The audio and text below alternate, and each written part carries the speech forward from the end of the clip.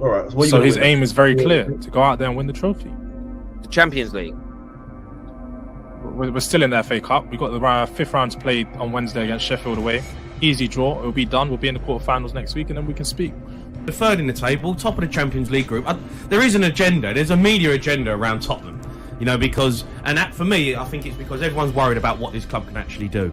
Spurs fans everywhere, please, please, please block the Football Terrace on YouTube. All they do is trash us, kiss Gooner arse, clickbait lies about us, they hate us. Block them.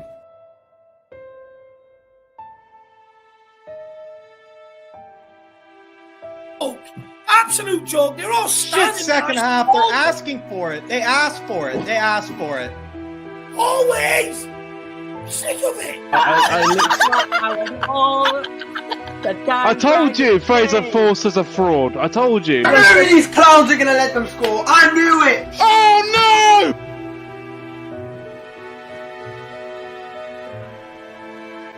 I'm gonna watch. Look at him with his hands up in the air like he doesn't care. Oh my God, Brian. 15 years, no trophy, fam. A man could catch your body, be out on license, and we still wouldn't have won anything. You guys love to hyperbole the situation. It's the same as saying with Arsenal. Arsenal don't score more than one goal in a game at the moment. So they're also in a bad way. And no one's really talking about it, but I hope we talk about it because it's the same. We're third in our group in the league. We're first in our group. Yes, we're going through a bad patch and a bad run, but we'll be okay. What the fuck? Easy draw. It'll be done. We'll be in the quarterfinals next week, and then we can speak.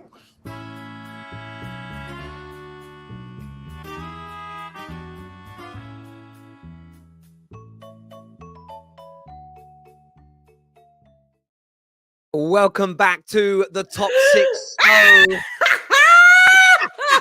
You like it, Cole. You like it. You like it.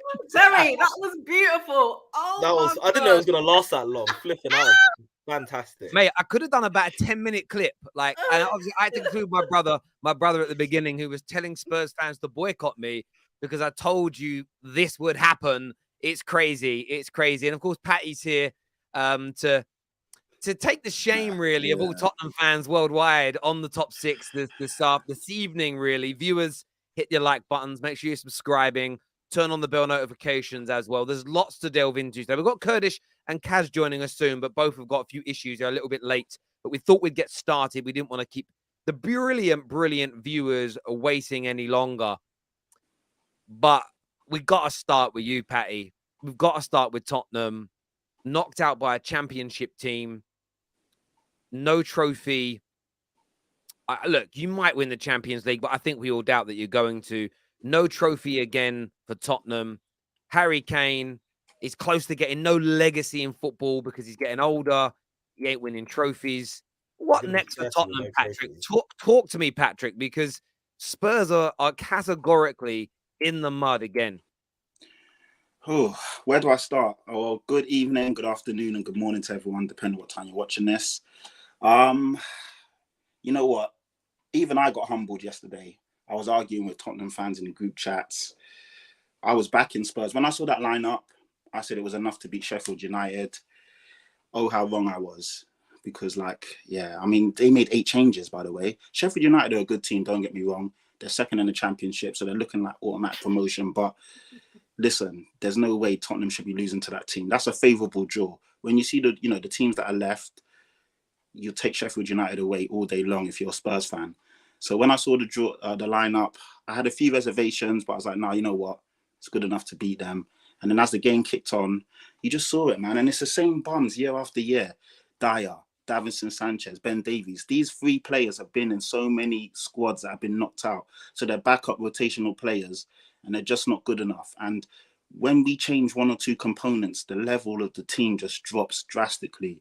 No Kane starting, no Romero, and you see the difference. Even that, I didn't even think about it at the time, but Romero got 2 yellow cards against Fulham, I think it was. That was the game before Leicester. So he missed the Leicester game. And you saw the difference of Leicester in the other games. I mean, we kept 4 out of 5 clean sheets in the Prem. And the one catastrophe, that 4-1 battering, was when Romero didn't play. Again, obviously, yesterday Romero didn't play.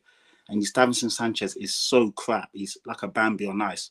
And what gets me is that in his first season from Ajax, he actually looked good. He was raw, but he had all the attributes to be a top centre-back. He was quick, could read the game, tackle, tenacious, fast.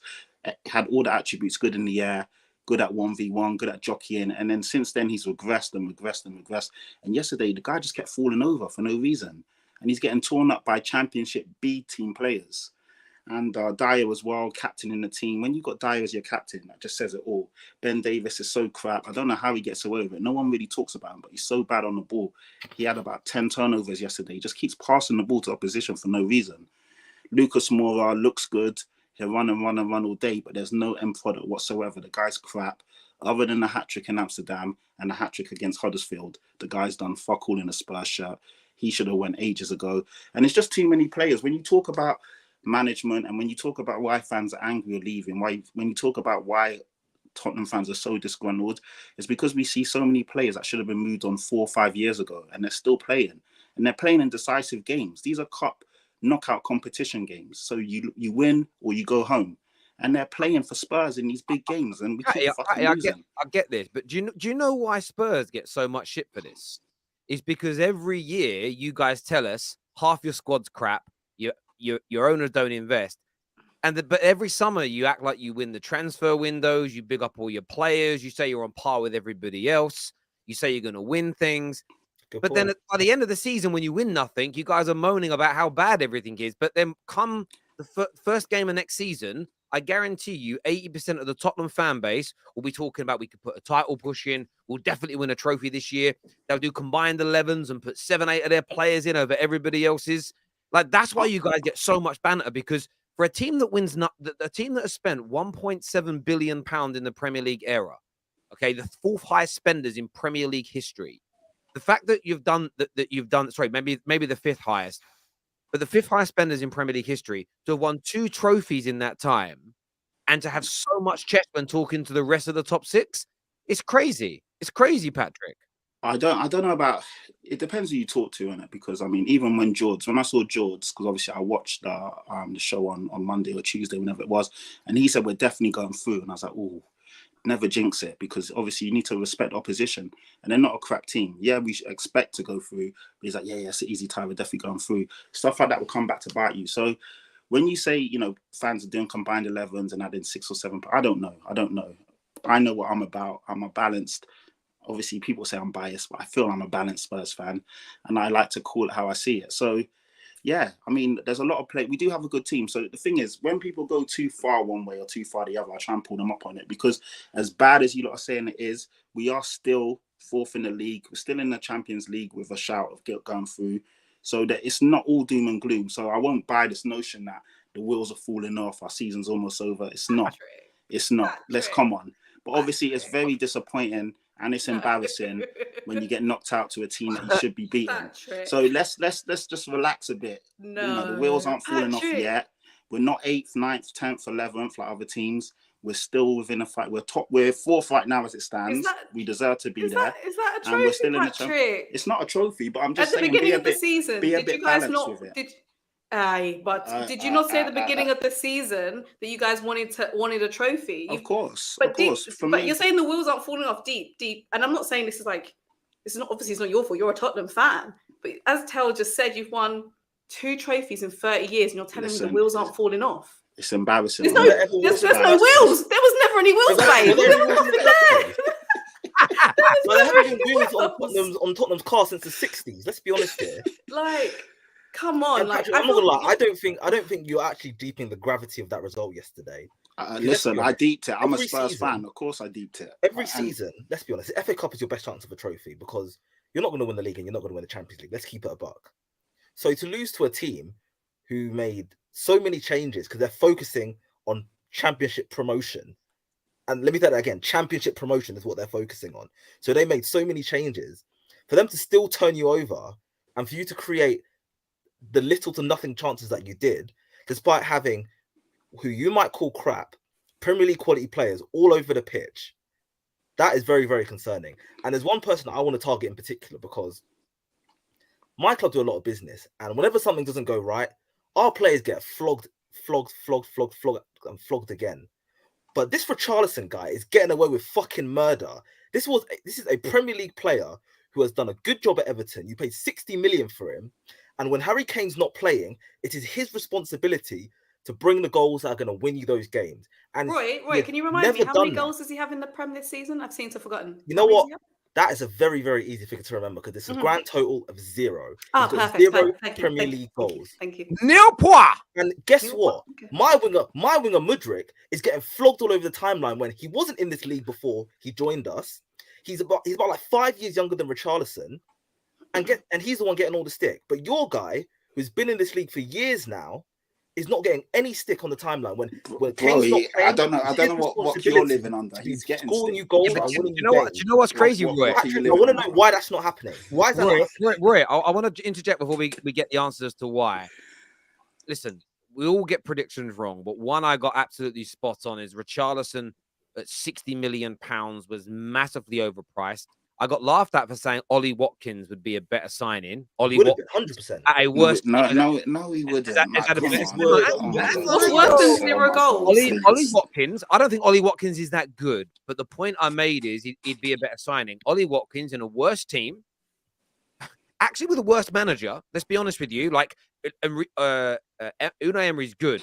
I think we'd all say Antonio Conte is a better manager than him. And he hasn't scored a goal in the Prem. He scored a couple of goals, I think, in the Champions League. And do you know what's crazy? Man United and Arsenal fans, the babies online, the betas, they're so busy arguing over, like, sort of, is Anthony now the biggest flop, or is Pepe? They're missing a golden opportunity to focus on Richarlison, who's done diddly squat at £60 million, an established player who's lived in Britain long enough to have a passport here. He has no excuse of climatization. He isn't young. It's crazy. Richarlison, honestly, he has been the flop of the season by a country mile. It's a great shout, Roy. It's a great shout. But I think you're 100% right to say what you're saying about Richarlison, and I'm sure Spurs fans in particular were going through that starting 11 yesterday after the game, being like, okay, this person wasn't good enough. Davinson Sanchez to point out one. But the point still remains that lineup still should have been able to beat Sheffield United. And it's getting to a point where you've had Jose, you've had Poch, you've had Nuno, you've had decent managers, you've had decent squads, you've got a world-class striker. You have to now start looking inwards and thinking, okay, there is something systemically wrong at Tottenham, because it's even beyond a joke. Like, I'm not even trying to do rival banter. Like, it's beyond beyond a joke. Can I chip in now? No, you can't. You're a loser. You're a loser. What happened to this chest patch? I think we're gonna win the FA Cup, and then I got Deji thinking that you're gonna win the Champions League. It's all boring, man. You can't even get an FA Cup. Wow. Can't even. When's the last time United won the FA Cup? I'll go back to 2016. The only trophy I'm gonna win is the Mario Kart and your new go-karting underneath your stadium. So again, let's relax. Man United, hang on. Man United won it in 2016, bro. Yeah, so that's quite a while ago, isn't it, for a club of Man United stats? I mean, when did you last win it? When did you last win the FA Cup? I don't Premier know. League didn't exist. You don't know. You don't know. I'm not out here swelling out. The last trophy you won is a Carabao, G. You got to get yourself one of those. Nah, it wasn't. I'm drinking on that trophy. I'm sipping on that good stuff. Okay. All right. So let me add some context to all the wild things you lot have been saying. First and foremost, for Richarlison, yeah, he has been a disappointment. Of course he has, but you have to add context to any statement or any argument or anything that you put out there. The guy's had 2 big injuries this season. Also, obviously, he rushed back for the World Cup, so he wasn't really match ready even when he went to the World Cup. Got injured again. He has been a disappointment, I agree. But then we also have to add to the point that he doesn't play in his natural position. Yesterday, he played in his natural position for the first time in a long time. We've been putting him on the wing. That's not really his favourite position. So he's not really... And then when he does come in, he plays sporadically. Everyone knows that players need to play and get accustomed to regular minutes, and he doesn't get that. So that is a thing that is actually affecting him. So yeah, it's obviously a disappointment, but it is what it is. He's still a good player. But to tell me that Ollie Watkins, I'm not buying that. Better striker than Richarlison. No, he's not. Yes, no, he's not. Yes, no, he's not. He's no, very, he's not. very easy. One bad season, it means that all of a sudden come on. Sometimes players take a while to adjust. How many We've good seen seasons this. has Richarlison had exactly? He's a player that has done very well at Watford, and then he did really well at Everton. Hence why he got the move. The guy's a quality player. You've seen it in the World Cup what he can do when he's actually balling. So let's not act like one game. One game. He played well in quite a few of the games. No. I swear he only had one great game and that's it. No. He played well in quite a few of the games. He might have one really good game, but he played well in quite a few of the games. So Patrick, what Yeah, in your go on. opinion then? In your opinion, what is actually going on? Because as Tel said at the beginning, he said that you guys, whether it's you or just generally, but I think we can agree that you've probably had some transfer windows in the last 15 years that you've loved and thought, yeah, this is a decent squad. We should be able to win something. Even your current squad, you've got some very good, decent players. You've got some world-class players in that squad. So, in your opinion, what is stopping Tottenham getting across that finish line to only have had one trophy in the last 15 years? In my opinion, it's risk management of the squad. So there's players there that should have been playing more minutes so that when the time does come, when they are called upon, they actually can perform. Danjuma come in. He's a good player. He's literally played about 30 minutes in the Spurs shirt. You see players like Davinson Sanchez, they're rotated in for big games, but they never play any other time. Tanganga was a good centre-back at one point. He's fallen off a cliff because he never gets any minutes. He wanted to be loaned out a few times. The club keeps stopping him from being loaned out, but yet when he's here at Tottenham, he doesn't play. Buying players that don't fit certain managers' ways, getting rid of players, you're looking at bad scouting in terms of the clientele, people they're bringing in. Lo Celso, Ndombele, these are big time. That's 100 million right there that doesn't play for Spurs anymore. So you're looking at mismanagement, arrogance as well, not playing the better players to knock out the team, and then obviously you can bring the subs in. Is this as best as it's going to get, Patrick? Yes. No, of course not. Why is this as best? No, it's not as best as it's going to get. Why? I'm asking this season? No. What pisses me off. No. Period. Come on. No. It's a valid question. Wait, hang on. It's not a valid question, is it? It's not a valid question. Hang on, wait. Stop now. No. Breathe. Stop. No, breathe. Rattled. Yeah, I'm not rattled. Calm down, boys. It's a stupid question. Cole, let me just interject for a second. It's been 5,300 days since your last trophy. 15 years. As Expression said, if you went out today, Patrick, in the anger of Spurs losing and committed murder, you would be out before Spurs win a trophy. That was the best part of that video. It was, and Expression's is right. And I'm always going to credit the people that say these things. It's madness. You've had players like Ericsson leave your club, emigrate, win, die, move back, change clubs, win, before the likes of Harry Kane. I honestly mean this, and I know you said in the group chat you don't like how people are, every time you guys go out of a cup competition, people turn around and say Harry Kane's got to leave. Yeah. And I know you hate it, but you say it's boring, but I'm talking about you don't love him. And you guys are so toxic to Harry Kane, it's unbelievable. You lot are keeping him in some kind of Fritzl dungeon, right? You don't really love him. He is He's got like Stockholm syndrome staying with you. You lot have got to set him free. He is a world-class player in terms of ability and statistics and outputs, but he's never going to be a legend of the game without major trophies, because there isn't a legend of the football world that just has stats and no winning on a global level. He'll be a Tottenham legend. He'll be a goal-scoring legend in the Premier League. He'll be a Premier League legend as well. Yeah, but I'm talking elite here, right? I'm not comparing him to Luke Chadwick or Anderson or John O'Shea. I'm naming some United players here. He should be in the debate for who's the best striker. Him, Henry, Aguero, Rooney, as examples. There's more names. Drogba. He should be in that debate. But Harry Kane can't enter that debate without major trophies, because we've never seen Harry Kane deliver in finals or in title run-ins. And those two elements are essential. So for me, it has to be a question every time you go out of a competition, because Harry Kane ain't 21. The man's rolling into his 30s. His career is in his 30s, no trophies. A player of that ability. I feel sorry for him. Harry Kane, honestly. Listen, all of this rhetoric, I feel sorry. Children in need or comic relief need to do a segment for Harry Kane. Because that guy needs charity, bro. We're not holding him hostage. Did the Fritzl joke go over you man's heads, by the way? No. Anyone that's watching this, go type up Joseph Fritzl if you want. Do you really want to encourage that? They built a dungeon, bro. They built a dungeon. Yeah, by the way, we're not holding him hostage, by the way. Like, Harry Kane is also part of the problem. Harry Kane has been in ample what is it? Ample semi-finals, finals. The guy forced himself to play in our biggest game ever, which was the Champions League final, and he wasn't fit. He wasn't match fit at all. Then. Yeah, exactly. But Harry Kane, Poch was a coward because he shouldn't have played him. But Harry Kane should have also been honest and not put himself up to be playing. You man should have invested. So he was literally a statue. You man should have invested when your team was on a high. By the way, I thought Roy, the Ollie Watkins thing, I thought I'd do a little bit of research into that.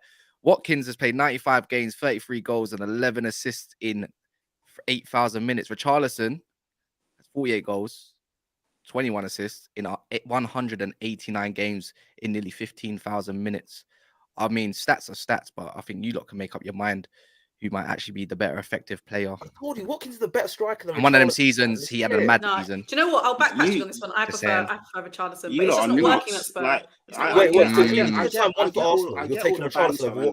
Watkins is a better dribbler. Watkins is a better striker. He's a better dribbler. He's more effective. And the thing is, I'll give Richarlison, he's just better in the air. He's just better in the air. Richarlison is more of a shit house as well. Don't forget that, Kaz. Oh yeah. Richarlison's played in awful teams. Watford that got relegated, and Everton that were where they are now. So even though Aston Villa? I mean, they're both. Do you remember where Ollie Watkins came from? Yeah, they're from Brentford. He came from Brentford. And Brentford back then, what were they like? But so hold on. Are you comparing Championship to Premier League? Well, he did play for Watford, and he was actually, so if you're doing that, then that those stats go out the window straight away. You have to compare like for like. You can't be telling me about Championship versus Premier League goals and assists. Watkins has done the league thing. He went from like League 2 Exeter, then he went to Brentford, and then he went to the Premier League. I'm not saying he's the greatest in the world, but so those stats are skewed. Then they don't make sense. Not really, you can't be comparing Championship. One sec. So no, they're not skewed at all. Ollie Watkins has 33 Premier League goals in 95 appearances. Yeah. Richarlison, has got 43 Premier League goals in 151 appearances. So Ollie Watkins is 10 goals behind him, but has played minutes behind. 50 odd games less. But Richarlison's the better player, hence why he can play on both wings and through the middle. That's what Ollie Watkins never played. He's not performing because he's playing out of position. Ollie Watkins will play left with Danny Ings playing up front. Because it's the reality of what's going on. No, you can't say, he's better than Watkins because he can do X, Y, and Z. Richarlison is a better player than Ollie Watkins. Come on, guys. Come on. Because he does a chicken dance. Richarlison might be a better player, had been a better player for Everton. He may have been a better player for Brazil. But what matters for you guys is 23 games, 2 goals, 16 Premier League games, no goals, no respite for Harry Kane. And this is why Harry Kane's, back to the point. This is why Harry Kane's got to get out of your football club. And if he signs that new deal, he doesn't deserve a legacy in football. He's a coward, Harry Kane, if he stays. He's signing away his legacy. I hope he signs it and then you lot stop talking about it. Patrick thought he was going to come on today's stream with a win against Sheffield United. Said, I'm not going to get roasted today. You're saying it's getting boring because that's all you guys have got is and this is what I think it comes down to with Tottenham fans. The hype of saying Harry Kane's our guy actually matters more to you than him winning. You guys don't love him. And no, we want him to win at Tottenham. Yeah, but you'd rather him not win something and stay at Tottenham than watch him leave and go and create a legacy in the game somewhere else. Why would I want Harry Kane to go to Man United or Chelsea love him or on your own? Sorry, I don't get that. I said this about Rashford. I said this about Rashford, and I said it about another star boy whose name will not be mentioned about 3 or 4 years ago, where I said if we don't get to a point where we can win the major trophies, I would advocate them leaving because they're too good to stay here and be destroyed by what you call. Remember, it's not Harry Kane why you're failing. It's not even your managers. It's the way you're being run, right? The people 100%. That are running you. So if you love Harry Kane, why let him? You've got no choice but to stay. You pick Tottenham. Why make Harry Kane stay in that toxic environment? If you love him, let him free. Release him into the wild, bro. Let him go. If I'm making the decisions, trust me, it would be me bringing in the quality to match Harry Kane so we win stuff. I don't make the decisions at the end of the day. I hear you. We've got some super chats here I want to do. This here says, from Josh, says, since 2000, Spurs have as many trophies as Middlesbrough, Swansea, Birmingham, Blackburn, Wigan, Portsmouth, and Leicester. And Leicester have twice as many. Wait, who did Birmingham win a trophy against? Arsenal. Yes. The League Cup, isn't it? Yeah, they won the League Cup. Sorry, against Jane, I Arsenal. might have hurt. Apologies. If anything, Leicester have more of a claim to be in the top 6 than Spurs, as they have won more in the last 23 years than Tottenham, still included. And then goes on to say, plus, what is the criteria for Newcastle to take Spurs' place in the top 6, as they look like it could be happening in the next few years? No, I mean, man, I don't know what the criteria is, but for me, it is kind of winning trophies, being in finals, where you finish in the league. I think it's a combination of all those things, to be fair. Scary times for Tottenham. Yeah, I still think Tottenham are going to finish above Newcastle this season. I'll make you a promise, though, Patrick. If we do, we won't demote you. It will be the top 6+1 show. You can still come on.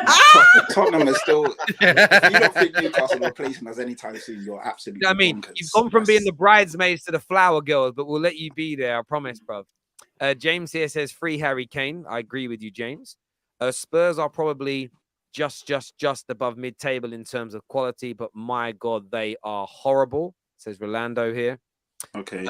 Tottenham, hot pelican. Yeah, listen, it's gone down quite well what I said yesterday. I was talking about Arsenal soaring like a falcon, swooping like a falcon, United soaring like an eagle, and then you've got Spurs. They're a pelican, a little fat squat bird.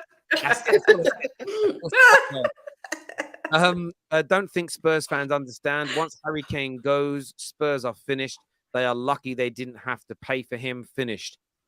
Do you think that's true? I mean, you're never replacing Harry Kane's quality because he's a £200 million player at his pomp.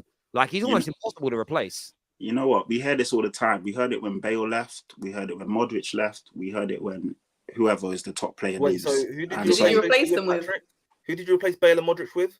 Modric. Okay,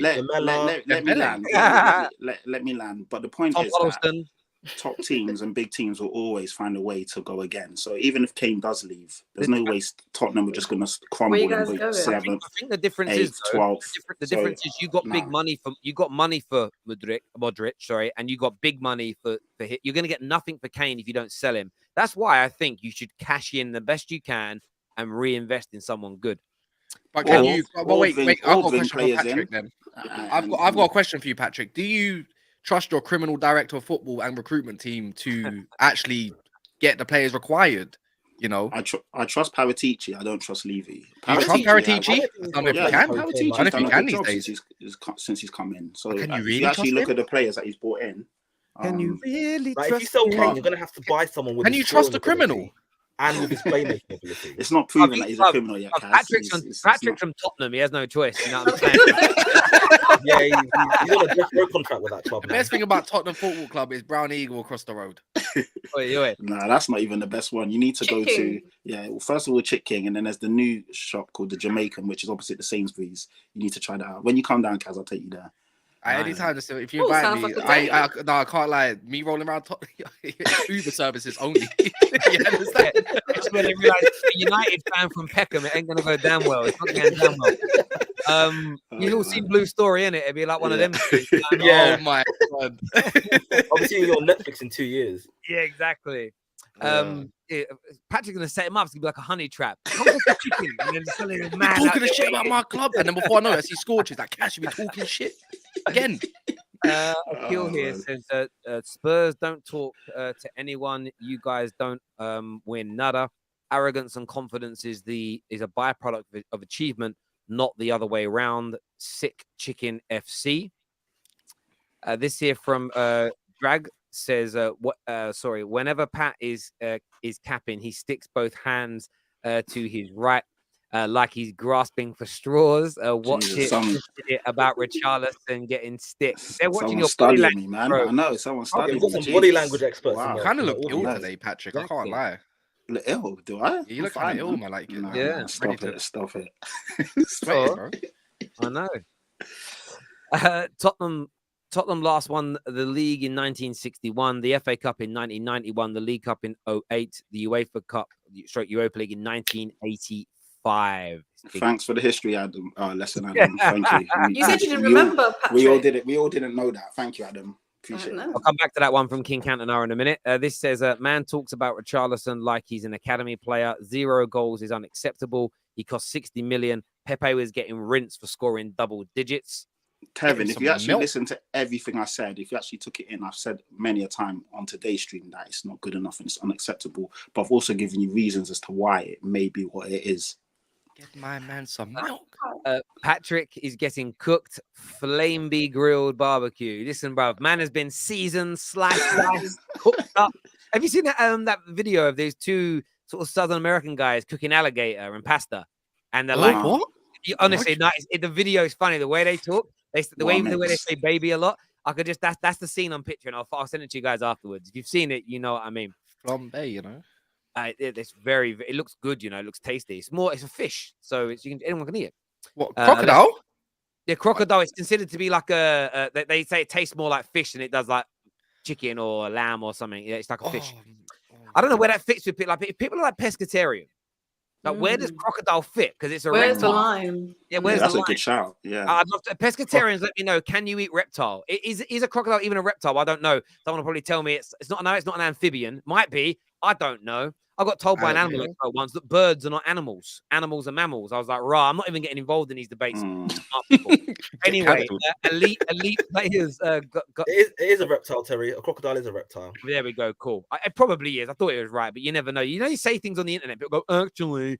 Nah, you think you're misprofiling them. Yeah, you get in trouble. I remember in a quiz once, two guys got in a fight in a quiz at work because there was an answer to a thing about insects, and someone wrote the name of a spider. And spiders are not insects because they have 8 legs and not 6. And these two men got into a fight over it, and I was like, does it matter? Do you know what I mean? Anyway, elite players get their stats in high-pressure games. Harry Kane is just stat padding at this point with no pressure to perform in a title or cup run. There's an element of truth to that, no doubt. Highly rate Kane as a footballer, but don't want him anywhere near Manchester United. He bottles it so many times, and Casemiro has really shown me the importance of winning mentality. Well, not just Casemiro, though. Weghorst as well. Weghorst has come here and been pivotal so far, winning trophies, putting in those performances. Casemiro, I absolutely love him as a player. He's a fucking warrior on that pitch. Oh, and we're going to get onto United very, very soon. I respect him so much. One of the beautiful Gooners is putting up with these guys. Is what I think that's there at you, Colleen. It might be me. I'll say this for you, Terry. Might be me. You're a Gooner nowadays, Terry. Although I have seen certain other content creators now basically stealing my flow, bro. Do you know what I'm saying? I'm gonna do a Wiley diss track. I can hear my flow in all their comments now. What they're saying, man's gonna come out like Wiley. I'm not gonna do a complete Wiley as I'll get banned from everything. But you know what I'm saying? We got Wiley. Honestly, that guy's music. Him versus Stormzy, I do think his is better, even though I love Stormzy. Harry Stain, we heard that. No, he sent for my man's mum about leaving him as her in Cyprus or something. I don't want to hear it. No, that's the end. The line for me when he was like, I'm going to pull the weave off her head when I see her out in the market. I can't. Oh, my days. Oh, my days. Chique here says, Patrick and Colleen, if you get that you're elite after nitrogen and oxygen. What is the third most absorbent gas in the air? You better not look this up. What's coming out of Patrick's mouth? Yeah, that's what I was thinking as well. Yeah, the Tottenham fan base. Yeah, exactly. 100%. 100. What is this? Dead jokes. I think it was dead jokes for a dead team. It goes well. It goes well. Today's my 19th. Dyke said today's my 19th, and Spurs have won 1 trophy since I was born. Oh, Legend. Happy birthday. Don't worry. Happy birthday. I'm 27 and they've only won 1 as well. So jeez. Patrick, weren't y'all linked with Mr. Bet365 Tony? I don't know. Everyone likes having Tony. I wanted Tony. Yeah. I don't think it's Bet365. I think it's Bet262. Isn't it right? Yeah. He's getting back. He's not playing to 2024, man. Like, well, he came out. I don't know. Did you not see a statement? He came out and said that you lot shouldn't be talking about me. Nothing's been, certified. He's complaining about leaks and stuff. Wasn't it? That is a sign of a guilty man right there. The paragraphs on Instagram, he is. I always say this to girls when I grew up. But listen, date whoever you want, see whoever you want. If you're dating a man that has a tattoo on him that says "Only God can judge me," run. He did that shit. He did that shit. He did it, man. Run from that man. The same as anyone who puts the same. By the way, girls, if you go out on a date with a guy and he puts his phone face down, leave. He's a cheater. That's what it means. That is what it means. This year says Richarlison. So Richarlison is good at both wings, but you add he is not playing in that position. That's why he's not scoring. Shake my head is what Kit has got to say here. Listen. I think Spurs have been well and truly cooked on the football terrace today. There's no doubt about it at all. The answer, by the way, which you weren't getting was Argon. Yeah. I prefer our answer, to be fair. Listen, I think Patrick is a much better answer. The third most exorbitant gas in the air today is a much better answer. Viewers, make sure like buttons are being smashed and you're subscribing to the terrace, but turn on the bell notification because the algorithm is not your friend. You need to know when things are going live, they're being pushed out because YouTube does not like to tell people. Gerald here says, is she single? We don't like to gender misform here, but we think we're talking about Colleen. Colleen, are you still single? Well, I'm hoping to back Unai Emery soon, so hopefully not soon. Oh, yes. Hopefully not.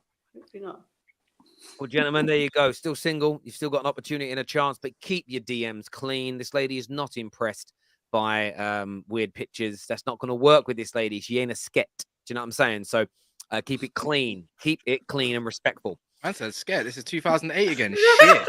Yeah. That word. Do you know there's certain words, right, that need a comeback? Sket was. If you called someone a sket when I was younger, you see the anger straight away. I ain't heard that word in a minute, man.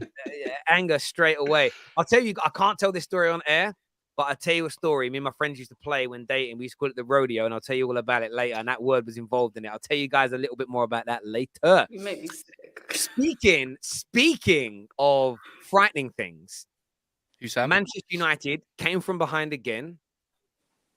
The Truth scoring what I would call a winning goal last night. Alejandro Garnacho, the Truth, banging that ball in the back of the net. Another comeback. I think he's already been mentioned on it. Casemiro with another world-class performance in the middle. Man United getting stronger and stronger, Kaz. How impressed were you? Not really. If I'm being honest, the performance is garbage. But I agree with that. It just goes to show the levels of Man United, isn't it? When you let's say you rest your big guns and then what the quality level. This is why I don't put us into no title race or allow you guys to think that you can catch me out saying, yeah, we're in a title race. That's why I say one game at a time. The only way we're in a title race is if Arsenal and Man City want to slip up, and I don't think that's happening anytime soon, especially with Arsenal. So, Arsenal. But yeah, man, look, Scott McTominay got hooked at half time. That's not the first time that's happened this season, just for us to, go on and actually win a game, So, like, there's some players that are thriving off Eric Ten Hag at the moment. McTominay isn't one of them. You can't do that position. You know what? To be fair, he's not a DM either. He's actually probably one of our better ball carriers in the team, believe it or not. This says a lot. But yeah, man, just look, it's the manner, because I think for any Manchester United fan, even though we went 1-0 down, even for rivals who actually thought we were going to lose, not me. Nah. I thought once you equalised, that was it. It was done. And you know what's the maddest thing? I've got a recording of my friend who's a West Ham fan as well. I predicted all of it. I said Benrahma is due a goal.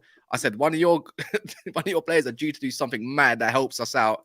And then I said Garnacho is probably he's due a winner in it. And after that, I think Garnacho, after that first half performance, Eric Ten Hag must have said something to him, because he's great at. For me, Garnacho is great at beating a man, but it's just his final third decisions that kind of get on my nerves. But that just comes with age, if I'm being honest, and everything. And then in the second half, he took it on his own to do something. About Weghorst as well. Like, I think he was probably the best player on the pitch, even though he didn't score a goal, got an assist. But the impressive Man United, it's just resilience for me that impresses me the most of yesterday. And it's looking like we have to book our Wembley tickets yet again, so it's all good in the hood.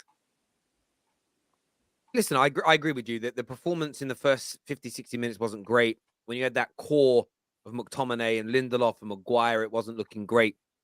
Our better players came on and you just saw a different level. That's why I'm not being dragged into share my ass on camera and talk about with a finished article, we're 100%, we're challenging this year. That's why City and Arsenal are most likely to both finish in front of us. I still think there's a chance of overtaking one of them if one falls out of the title race and a bit sort of almost like what if we're not going to win the league, they kind of let them go. But we need to invest in those areas. But as you say, like Garnacho, I think this kid, he will become a better decision maker up top. But that, as you say, that comes with age. But he scored 2 massive winners for us this year. He had a great performance in the Carabao Cup in the game against Aston Villa. He came on and helped turn that game around for us. So he's had like 2 or 3 really standout performances where he's been the sort of the key difference and been clutch. But for me, the 2 players that really stood out yesterday, Casemiro and Weghorst, and they just kind of epitomize what Erik ten Hag is building at this club: work rate, determination, the will to win. And the fact that Casemiro has joined, and sometimes you sign these players, and I know a lot of people said in the summer, here for a kind of retirement program. He's leaving Real Madrid for winning. He's just here for the money. Does he really want to come here and win? This guy is just, for me, proving that he is one of the best central midfielders in the world, the best DM in the Premier League, but he's a leader as well. And I think he's demonstrated to people that he can pass, he can play. He almost scored again twice last night. A header that was just offside. People think it was miles off. There was actually a foot of the West Ham player that almost played him on. He had a great shot saved as well. He's just colossal. And I'm really... So go on, mate. It's also, what's annoying? It's, again, I hate to say it. I didn't even moan about it, but they tried to do us dirty yet again. The ball was out, man. It was out. And they still gave the goal. It's the inconsistencies of VAR and the referees. And I still didn't moan. I was like, oh, that was really out of the pitch. And sounds like you're moaning now. No, I'm not. I'm moaning about the referees. You have to be. No, don't do this, because I can come about your club and about moaning about VAR. It was only last week. I'm just keeping the same energy for the inconsistencies of decisions and why they never getting things correct. Like you're here to bring in the debate and obvious that has to be overturned, and the obvious is not being overturned all the time. It's stupid for me, but we still went on to win that game. Regardless, we're not Arsenal fans moaning about referees every 24/7 and all this crap. Just because I get it, you're giddy right now. You're going to go win the league. It's fine. I'll probably be doing the same thing. But it's just with Casemiro, he's just transformed everything. Everything. You take that man out, you can't replace him. Don't matter who you get, even for next year, summer. If Casemiro has to take a game out, you put someone else there, another DM that can cover. You're not getting the same type of performance. No, listen, I mean, he's going to be, I think for the next 2 years after this, maybe 3 seasons, he'll maintain these levels. He signs there is no sign of him slowing down. Of course, there's a job on our hands in maybe 3 to 4 years' time of replacing him, but I'm not panicking about that now. That's something for us to think about later on down the line. He's just been sensational. And then I've also been impressed, like I said, with Weghorst, because Weghorst, he isn't that good, but he's effective. And I think based on the situation of the club having no money left to spend on players and the cost of him being around £2 million, he's been a sensational signing pound for pound. He isn't the best striker in the Premier League. He isn't the best technical player that was signed by anybody in January, but pound for pound, he's one of the best that's come out of that January signing. He's plugged the hole. He's played nearly every game. And I think Ten Hag's really now finding a position for him where he's effective in that kind of 10 role where he's dropping deep. And it makes me look at it, and to be honest with you, a lot of people don't want Harry Kane, but I look at it and think, imagine a player of Harry Kane's ability in that hole, getting those balls with his passing ability, how many more times you could open teams up? Because sometimes his passing lets him down. I think we lack a little bit of pace, though. Like, this is my issue. When we wanted to be more proactive, and Ten Hag with his system, he likes to play a bit higher up the pitch. It's just that we don't have the required tools to do so yet. For me, it's just a little bit of pace in behind, because we rely on Rashford or Garnacho for their pace, and literally only I agree with that. And that's why, for me, I think if Weghorst keeps on like this and they sign him permanently as a backup striker, it's fine. But if you throw a Victor Osimhen in there, who's technically better, he's quicker, as long as he works as hard and presses in the same way. Works his socks off, Osimhen. That's got, again, I've only watched him in a handful of games, so I didn't want to make that statement. I haven't hit the 10-game threshold for Roy not to cook me. So but you can't turn down a 70 million Harry Kane. I'm sorry, you just can't. But look, if it's Harry Kane, if it's Osimhen, you put a player like that in. I think what Weghorst has done for me, it's demonstrated the system works. But the system that I love, and Gary Neville has said a lot of things this year that he's been cooked for, but he spoke on the overlap, and he said something which I thought was perfect. We're actually playing the Man United way, and what I've always felt was the Man United way is what Fergie did. Some games would dominate the ball. Some games would counter. Some games, we'd have a mid-block, then we'd have a low block, and we'd change it up. There isn't a steadfast system where you know exactly how we're going to play. And I think in the modern-day era, where most teams play one way only, if you can develop a team that can adapt, that's a sign of brilliant things to come. He might change it over the next 2 or 3 seasons and become more Ajax-based. That's fine. That's fine. But that's fine. But equally, we don't know. Listen, Ajax, there's only one way you're allowed to play over there.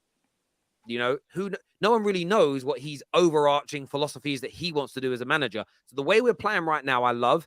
We just need some better quality players in certain positions, slightly more strength on that bench. You saw with the rotation last night, we weren't at our best. And Man United are certainly on their way to cooking. Yeah, I want another appreciation for one more player, and that's Fred. Fred has been sensational. I don't know how or what's happened with him, but he's looking like, I suppose, the Fred that was with Rangnick. He was good for Rangnick, and then now he's upgraded that because he was one of our better players, and now Fred is just performing. Yeah. And there was this myth that obviously I still don't like Fred in the games where we're gonna have all of the ball, but when he's playing it, he's just a big game player for me, and he's been outstanding, and I think he's going unnoticed. And there's the questions if he wants to get another contract or not, and I think he deserves it. If I'm being totally honest, a guy like that to have in your squad, anyways, a utility player. I think as a squad player, you're absolutely right. And one thing that's true is that since Christmas, he scored as many goals as Chelsea. So he's doing. Glad you pointed that out. It's not an achievement. It really is. He's got 10 GA this season. I can't believe it. I actually can't believe it. It's not an achievement. This year says Casemiro, Martinez, Varane equals spine, Maguire, Victor, McTominay equals wishbone. And it's true. It's true. And it's just about getting the purchases right. And Man United have spent a lot of money, but we wasted a lot of money at the same time. Adam here with a salty comment says, how can someone raised in London be a Man United fan? Because I can. My older brothers are there. And now, and basically what you can do as well, Adam, you can actually, to be a Man United fan, you get on a train, you book your tickets to Piccadilly or wherever you're from. I don't even live in London at the moment. And then what you do is, when you get to Piccadilly, you go to Old Trafford. And then you go to Old Trafford and you start chanting, automatically you're a fan. Do you know Adam, what Kas is trying to say is glory hunter. That's what he's trying to say. Yeah. Do you know what I'd say is this, though? It's like, listen, I weren't born in Yorkshire, but I still have Yorkshire puddings on my dinner. Do you know what I'm saying? Like, it is what it is. You ain't got to be born in a place to have it there. This year says Colleen is beautiful and Arsenal definitely wife material. Orlando, baby, you can come to Tottenham. Hang on a minute though. You say that though, but this woman's been single for about 3 years. There's something wrong with her. Terry, I'm crazy. No, I wouldn't be surprised. She had a bird's nest in her airing cupboard. So there's some strange stuff going on. That was true. Terry, have you seen the Qataris tweet? They said, see you March 30th. Listen, I've seen a lot of that. I've seen people playing it down like they're not going to sell. I believe they will. If they don't, they don't. We move, we protest again. But we'll see what happens. The Qataris are confident they can get that deal done. This weekend, though, hang on a minute. Sorry, whoa. Yorkshire pudding to disgusting. I don't know. I don't kick him out. Kick him out. From that deserves a ban. Maybe your missus buys like Aunt Bessie's and overcooks them. Trust me, if you come and eat some of my Yorkshire puddings, you change your mind. Properly cooked English food is banging. The problem is everybody goes to Wetherspoons for it when they come to England and go, oh, it's rubbish. But yeah, you just have to get banned for that, bro. Yorkshire puddings are the bomb. This weekend, though, boys, massive game. We were looking to speak to a Tottenham fan, but Kurdish's internet has broke down, so he can't make it on. We're trying to find... Sorry, Liverpool fan. No, I was going to say. I was just thinking of clubs that were in the mud. It's in my head. Man United versus... We've still got Arsenal chat to come later, people. We're talking Chelsea later on the show as well, so stay with us. But Man United go to Liverpool this weekend. Colleen, as a rival, how do you see this game going? Do you know what? I think I've been quite annoyed by Man United. I can't lie to you. I'm going to be completely honest. I've been kind of hoping for you to fall at that hurdle, you know, against Barca, against Newcastle, against West Ham, and it's just not happening. So I think, for me, if you win your next two and beat Liverpool at Anfield, I think anyone who was kind of, myself included, who wasn't really convinced or thought, you know, the consistency isn't really there, I think we'll have to take it back after that. I don't see a reason for United not beating Liverpool, for being completely honest. Real Madrid, I'm not comparing United to Real Madrid, but Liverpool have just been embarrassed at home. Have they been embarrassed at Anfield? And I'm not having this Anfield aura nonsense. A home crowd can do a lot of things, but this is Anfield. But right now, the position they're in, it's not it. I expect United to win, and I would expect it to be comfortable. And I know the neutrals will probably want, you know, Liverpool to somehow come out of nowhere and raise their game for this one game. But I just don't see it from Liverpool. I really don't. I think United will have to have a poor performance for Liverpool to win. So I expect United win. What are you saying, Roy? I think you're disrespecting Liverpool a bit. Like, yes, Madrid embarrassed them, but where are they in the league, Roy? Come on. Hold on. Come hear on. Me out. Look how good United have been. United have been good. Don't get me wrong. United have been good. They've been come they've been on. churning out results and performances for a long time. Brighton slapped Liverpool at home. No. Hear me out. Yes, they got embarrassed by Madrid, but Madrid are Madrid. In the Champions League, they can do that to anyone. But if you look at their recent Premier League form, they just beat Wolves. They beat Everton in the Merseyside derby. They went to St James's Park and won, which is a very difficult ground to go to. Yeah, but so their recent league form wouldn't really suggest that this is an easy Man United win. Like, I personally think it's going to be a draw. So glad you I think both teams will score. I think United will find joy and find United. This is where United come of age under Terrace and Hard. But just Colleen, because of that. Don't forget, as in, United are playing well, and Liverpool aren't at the level that we expected of them. But United, historically, they don't have a great record at Anfield. I don't remember the last time United won at Anfield. That's what I'm saying. Right now is probably this season, and right now is probably the best time to be playing Liverpool, I just think Liverpool at home. Having beaten Wolves at home, which was a huge win for them because obviously they got slapped 3-0 in the reverse fixture. Having beaten Everton as well, they didn't. Arsenal just beat Everton. They don't. Everton at what 18? No. I didn't. But still, it's a Merseyside derby. Two of the teams that you just said are literally in the bottom 16. Newcastle down to 10 men. Newcastle down to 10 men. Calm down and hear me out. Everton 18th, 17th, and Wolves, who have been very inconsistent. I just think Liverpool, they're beginning United to just won the Carabao string Cup. a few results together, whether it's against good teams or bad teams, is neither here nor there. They're still stringing. I think they've got 4 clean sheets in their last 5 games as well. So I don't think this is going to be the walk in the park that you think it is. I personally think it's going to be. I expect United to really. It's not going to be comfortable. It's not going to be comfortable. I don't think United are playing quite at the level where I can say, you know what, you're going to go to Anfield and win because. This is the most confident I've been in United for years. We didn't do that. Spurs aren't going to do that. I don't think Arsenal are going to do that either. Like going to Anfield and winning is not easy. Like, there's a reason but this season, this is why I say this season. I think if there's any season for me to be confident as a neutral, because I don't care about United or Liverpool. They're not affecting me currently. If there was ever a time for them to beat them, it's this season. And the way United are playing, that's why I go that way. Like people like teams like Brighton and Co have gone over there and beaten them. United are quite good enough yet. I'm so glad you say that. I'm so glad you say that. Do you know what this reminds me of? The same trajectory that when David Moyes took over Man United and then West Brom came to our gaff and said, I think we can win there. And they did, by the way, 2-1, I believe, or is it 2-0? And it's just the same way where Liverpool have lost their spark with Anfield, and fans can't deny it. Your crowd went flat after 2-2 with Real Madrid. Big boy heritage, big boy Champions League and everything. They're going to be up from against us, the crowd. But I don't really care about the crowd anymore, if I'm being honest. It does play a factor, but your factor is, can your team, your best 11 currently get over that line? Can you trust Klopp to put out the right 11? Because I tell you now for free, Henderson will play that game with Fabinho, and that just smells disaster for me.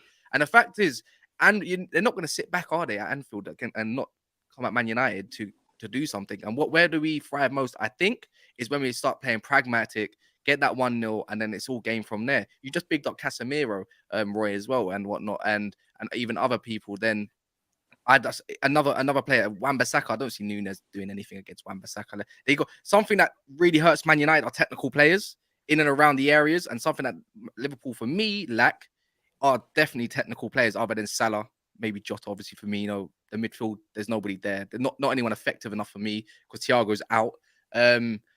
But it's still going to be a tight game. Man United still haven't won against any of the big 6 away yet. And like Colleen said, if there's a time for Man United to really put a statement out there against rivals, would be this Sunday. Oh, just a quick fact, by the way, Kaz. Liverpool have lost 1 home game in the league since March 2021. That's nice. I don't think United are quite good enough to go there and win yet. If you do, things changed. Arsenal went to Tottenham and got the win. Stranger things have happened. Chelsea went to Tottenham in a new stadium, and then Tottenham won, by the way. Got a point at the bridge. Things change, G, and records always happen and always go over. I get it, though. It is a factor. I just think Liverpool will find a way to not lose. Yeah, nice. It's But I'll tell you what, if Liverpool start how they started against Real Madrid and actually keep their heads and actually, don't make any stupid mistakes, then I think that's their way. That's what they're going to do, though. They got to start. If they go behind, it's a very long day. They will start in terms of like a bull in a china shop. There's no doubt about it. I'm kind of like, we can beat them, but I ain't confident. I agree with largely what Roy said, because in my life, again, their home record isn't that bad in the league this year, even though their performances haven't been great. And Man United have won there 3 times since 2012. So in 11 years, we've won there 3 occasions, and 2 of them were with LVG, back-to-back years. There was Juanfield the following year. We nicked a crazy one. Was that when Matty scored the overhead kick? Was that yeah, one? Yeah. And that was the only game in my lifetime that I remember at Anfield where we dominated and were the better team. The only game where we were the outright better team for the majority of a 90-minute game. So Liverpool will to play how they kind of did against Everton. They will raise their game. They will play to a high standard.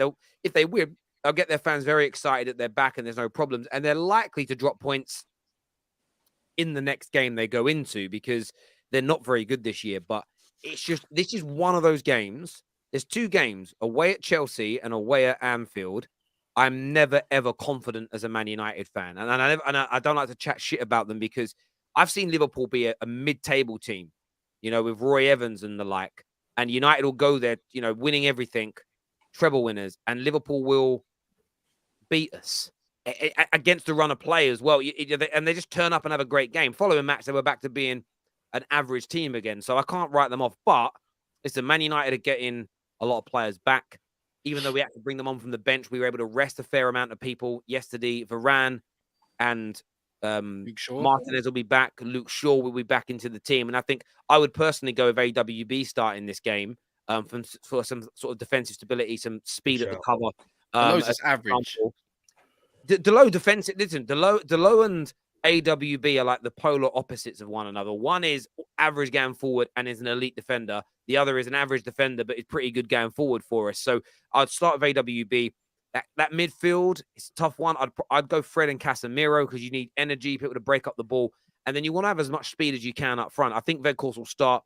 Rashford could absolutely, listen, if we find him, what Rashford could do to Trent Alexander-Arnold in this game could be illegal. That's what's going to determine who wins. Like, whoever wins that battle, I think wins the game. That battle is going to be key. It's really going to be key. Like, in terms of what's going to happen. Are you going to pay Robertson? It's not just that as well. Don't forget, you've got Salah and Shaw also on that side as well. So I think that side's going to be where it's all at.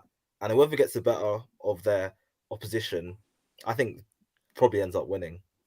But if United go 1-0 up, it's a very long day. This is what I'm hoping for. If we win the midfield battle, which we should do, and this is what I'm hoping we do. If we win the midfield battle, Liverpool midfield is shit. Their fullbacks will bomb forward, and that will leave that room in behind because they play over high line for our pacey wingers. And the likes of Anthony, Rashford, if Sancho's fit from the bench as an example, even Alanga in this game, but Marcel's out injured. Garnacho, these guys and their pace, we could do to them what we did to them at Old Trafford because they're going to leave that room. And I hope we beat them because if we do, I think it probably ends their chances, not mathematically, but reality of getting back into the top 4. And what it also does for us, it's such a hard game. But it's sort of because we're behind City now and Arsenal, they've all played more games than us. To win that match, it's a tough one that maybe people are predicting we might lose. It's going to be huge. Josh here says, I hear that, Terry, but I trust my managers to react and adapt compared to Klopp, who would consistently kamikaze high lines for 90 minutes. Listen, I believe the way my prediction is this. I believe Man United can win, but I'm not stupid enough to say it's going to be a walk in the park. It'll be easy. By the way, I hope we do a Real Madrid. I hope we smash 4 or 5 goals past them and embarrass them. If we could get some payback for last season. Yeah, you need to do get back gang for that 5 military. 100%. Like if we could do that, brilliant. But for me, the most important thing is get those 3 points, move on to that next level. Dyke here says Rashford versus Trent. Today we pray for Trent. Is what time is the game? Is it on Sunday? Sunday 4:30. Sunday 4:30 is the game. Prime United would pull up to Anfield and get slapped. I'll take 1-1. I remember Dirk Kuyt hat-trick, Ryan Babel winner last season as an example. Too much pain there. Hakeem, I remember it all too. I'm so scarred by that ground. It's unbelievable. A big match, so Liverpool won't roll over, but 2-1 United.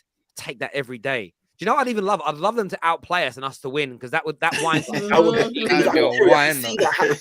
Wouldn't be surprised. Liverpool dominate the ball. Let's be honest, they're a more dominant side than United. Dom will come out rolling his R's like you would not believe, bro. Yeah, rolling his R's. Who's the other guy? Who's the other guy? There's the other guy that I've been on a reaction with. Can't remember his name. He's a bit of I can't remember his name exactly. Liverpool fan. He's always saying some mad stuff.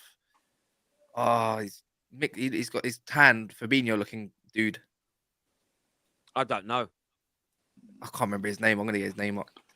The only mad guy I ever see is that Irish dude who's obviously like Jonathan Morley. Yeah, he comes. But the thing racist. is, well, he is, and that's why I wanted. Is he a racist? I was actually going to. What's he said? That's what I didn't know. A few things. Oh, really? Tweeted the N-word at someone. What? Called someone The Liverpool fan, the one that's always getting and Muslims and all sorts and really? Arabs. You know what I was told yesterday by I told yesterday that the TikTok community, a lot of the people from sort of Islamic and black backgrounds on TikTok have all told him it's okay because he's apologized. But people like his analysis is just this. This is what he does, right? We win a game, I'm gonna hype it up and say we're winning the league. We lose a game, I'm gonna say we're shit and Klopp's out. And it's every other game he's doing that. For me, it's like everyone's allowed to rant, but your rant's got to be in conjunction with how you feel. It can't just be a rant when you lose and we're winning the league. Yeah, he's, the guy's smart though. To be fair, from him on a content creation level, is smart because he knows he's going to get stitches and everything and da. For TikTok, it's great. For YouTube, there's nothing in it, and the only platform you really make any money on is YouTube. I was watching KSI on a podcast the other day, and he was like, "This man, how many views his TikTok gets?" He goes, makes him about $3,000 a month, and he's like, "I get tens of millions of views." So I'm like, mate, if you had tens of millions of views on YouTube, you're making about $200,000 a month. So for me, it's like, do what you want on TikTok until they start making it pay. And what's just funny, when they start making it pay real money by real brands, people like that are toxic, the TikTok will stop promoting their stuff because the brands will say, no, we don't want that attached to our brand. But you end up getting pushed away in the end anyway. So it's not sustainable. Oh, I didn't know he was racist though. I didn't know. He is. That's more's the point. Absolutely. That's crazy. Someone who isn't racist who's just joined us is Rak. Definitely not. I can assure you of that. What an intro. Rak, definitely not racist. Thank you so much. Cheers. You always been Chris in the studio and everything. How are you feeling about the game Sunday, bro? Look, I'm always excited about Man United, especially Man United, Liverpool, Anfield. There's obviously a little bit of fear, but that's what you get with all the big games. You don't want to lose to your biggest rivals, and you want to beat them the most. So, yeah, Man United obviously in a good moment, as they like to say. But I'm always confident, man, because form goes out the window. How many times in the years in the decades when Man United were great, did Danny Murphy come to Old Trafford and curl one in the top corner or do so at Anfield? You know, form does to some extent go out the window, and we still do have very good players who, when they show up, can play. Are one of the best teams in the world. The problem this season is we've very, very, very rarely seen it. We've done it never. How about that this season? Yeah, well, I mean, we were the first team in Europe to beat Napoli. We beat Man City. We were the first team in England to beat Man City. What a trophy! You beat Bournemouth. But that's a different argument. That's a different argument. Yeah, you played. By the way, your context was. We can all do that. No. You said you look like one of the best teams in the world because you beat Napoli and on occasions. No, you haven't. You play counter-attacking football against Man City. That's not how you play. That's not the way you do things. So that's the context of it. So you haven't looked like one of the best teams in the world on occasions this season. Not even one. No, we have. Absolutely have. What? We were the first team in Europe to beat Napoli. So okay, did you see the game against Napoli at Anfield? To be fair, they smashed us. In the game that actually made something, I watched where they rotated loads of their players. That one where they didn't even need to win the game whatsoever. What happened in the game that matters? I'm not even. You know what the man? They rotated a lot of their players that game, and then they put. How many players did they rotate? I can't imagine that, but I know they had nothing to play for. But I know facts that they did rotate because they had nothing to play for. Cool. I'll go on it right now in a second. Come with the facts then. I'll do it. I will do it in a second. What happened in the game that actually meant something? That's what I want to know. Yeah, we were shit. We were shit. And Napoli are one of the best teams in Europe, undoubtedly, arguably the best team in Europe this season. predictions, people. We're gonna do some score predictions here. Patty, what you saying? What you saying first, bro? Yeah, no, I've not chipped in on this one. I'm gonna go 1-1. I think people are writing off Liverpool. They're a good team on their day, and yeah, they're gonna get something out of this game. It's not gonna be like Terry's saying. It's not gonna be as a walk in the park, which is what Colleen is alluding to. It's gonna be a tough game. It's gonna be a feisty derby. And to be fair, if anyone wins it, there I say it will be Liverpool. But I'm gonna go 1-1. Big take there, Roy the boy. I'm gonna say 2-2. But if United go 1-0 up, I think they'll win it. Colleen? Again, I think this is the time United beat Liverpool at Anfield. It's going to have to happen at some point. It's never not going to happen. If it's ever going to happen, I see it being this season. I think right now, United are playing very, very, very well, and Liverpool are not at the peak of their powers at the minute. So, you know, if I'm a United fan, I'd believe. So 2-1 United. Began with Rack as a home team. I mean, I'm always going to back my team, and I think we'll probably win. Well, probably is a big word. I'll back us to win 2-1. It's not going to be easy, but it's not going to be easy for United either. I hear you on that, and Kaz? I'll go for a 2-1 win as well, to be fair. And I hope it's a 90th minute winner at that too. Likewise, me too. The sweetest victory is always on the last minute. Can you imagine Rashford, 90th minute winner in front of the Cop end? I hope it's Alisson's mistake. It'd be a thing of beauty. My prediction. I hope he does the Saka celebration. If he does that, the Saka celebration. Wait, what's the Saka celebration? Is it holding the flag? I thought it was holding the flag. Patrick's just trying to stir the pot. He's just trying to. He's got his wooden spoon out. My prediction will be out tomorrow in my preview for that game. Oh, Terry, you can't do that. I can do that. Man's got to eat, bro. Man's got to eat. I've got 3 kids and 3 mortgages, bro. Man's got to eat. You know what I'm saying? Some super chats here that say the only way United lose for me is if we get a red card. We need to keep composed and not make stupid tackles, is what Mike Hill believes. That's a big take. Very big take. Remember, Liverpool want revenge for the battering they got at Old Trafford. Plus, VVD is still undefeated at home in the Prem. No, it's not. No. We lost to Leeds. We beat. This is the thing. We beat Man City. All the Liverpool fans were like, "We're going to get Van Dijk's going to lose his record against at home record." We beat Man City. Everyone's like, "That's amazing," and then we were lost at home to Leeds the following week. It was like totally ridiculous. It didn't. Yeah, Van Dijk played that game, didn't he? Yeah, that's what I mean. It was like Van Dijk got through the City game, and ended up losing. That's been Liverpool all year. James Adam here says the N-word one was fake, Terry. Well, if the N-word one is fake, I'll take that back. But the other ones were horrendous. Do you know what I'm saying? Like, so it doesn't really make it any better. Do you know what I mean? It's. He did apologize though, to be fair. But why apologize until it only come up? That's what I don't. Pause, by the way. So that's my issue with it. Yeah, I mean, he's apologized. He's apologized. It's. Yeah, but when people outed him, he didn't do it beforehand. Yeah, exactly. You know what I think it was for me? It was I feel like when you apologize for something like that, I actually get the fact that he's in his 20s now. And I don't even think he was a teenager when he did it. He was like 12, 13 years old. So I understand that that's a child doing something versus, and you can grow and you can develop and you do dumb things, right? I understand that. But I felt like he should have taken a break. Like, don't put any, like the guy a day later was doing mad takes, calling people out, bantering people. And it was kind of like, at least take a little step away for a while, show you're sorry, come back maybe. But maybe that's just me as a 37-year-old man thinking about it and not a 20-odd-year-old kid. But there we go.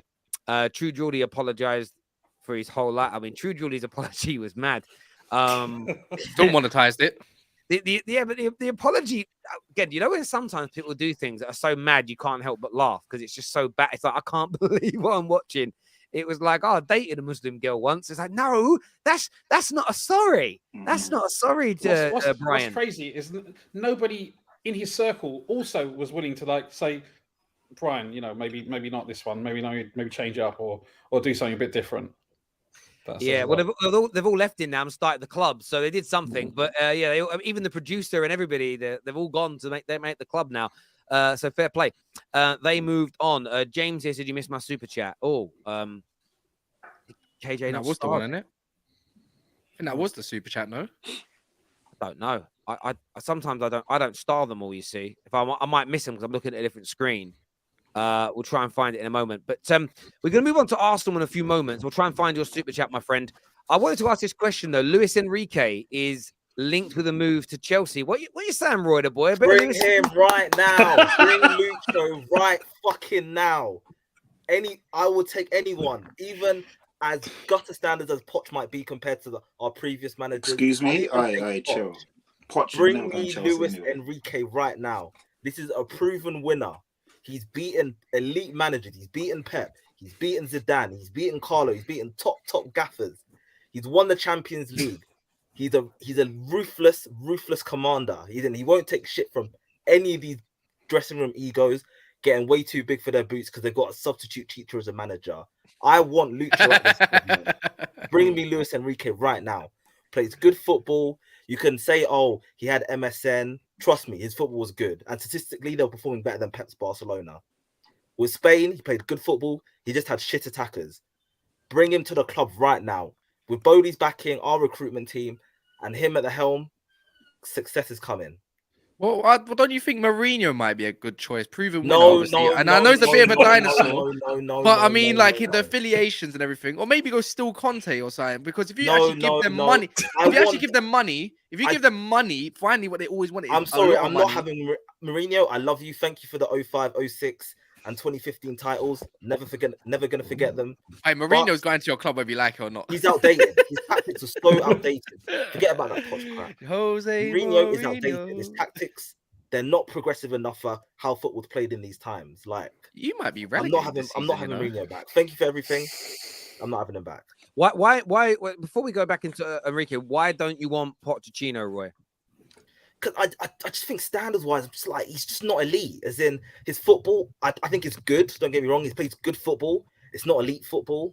He's not a proven winner. And I want a proven winner at this club because those are the standards I'm used to. And those are the standards that will have the immediate respect to the players in the dressing room.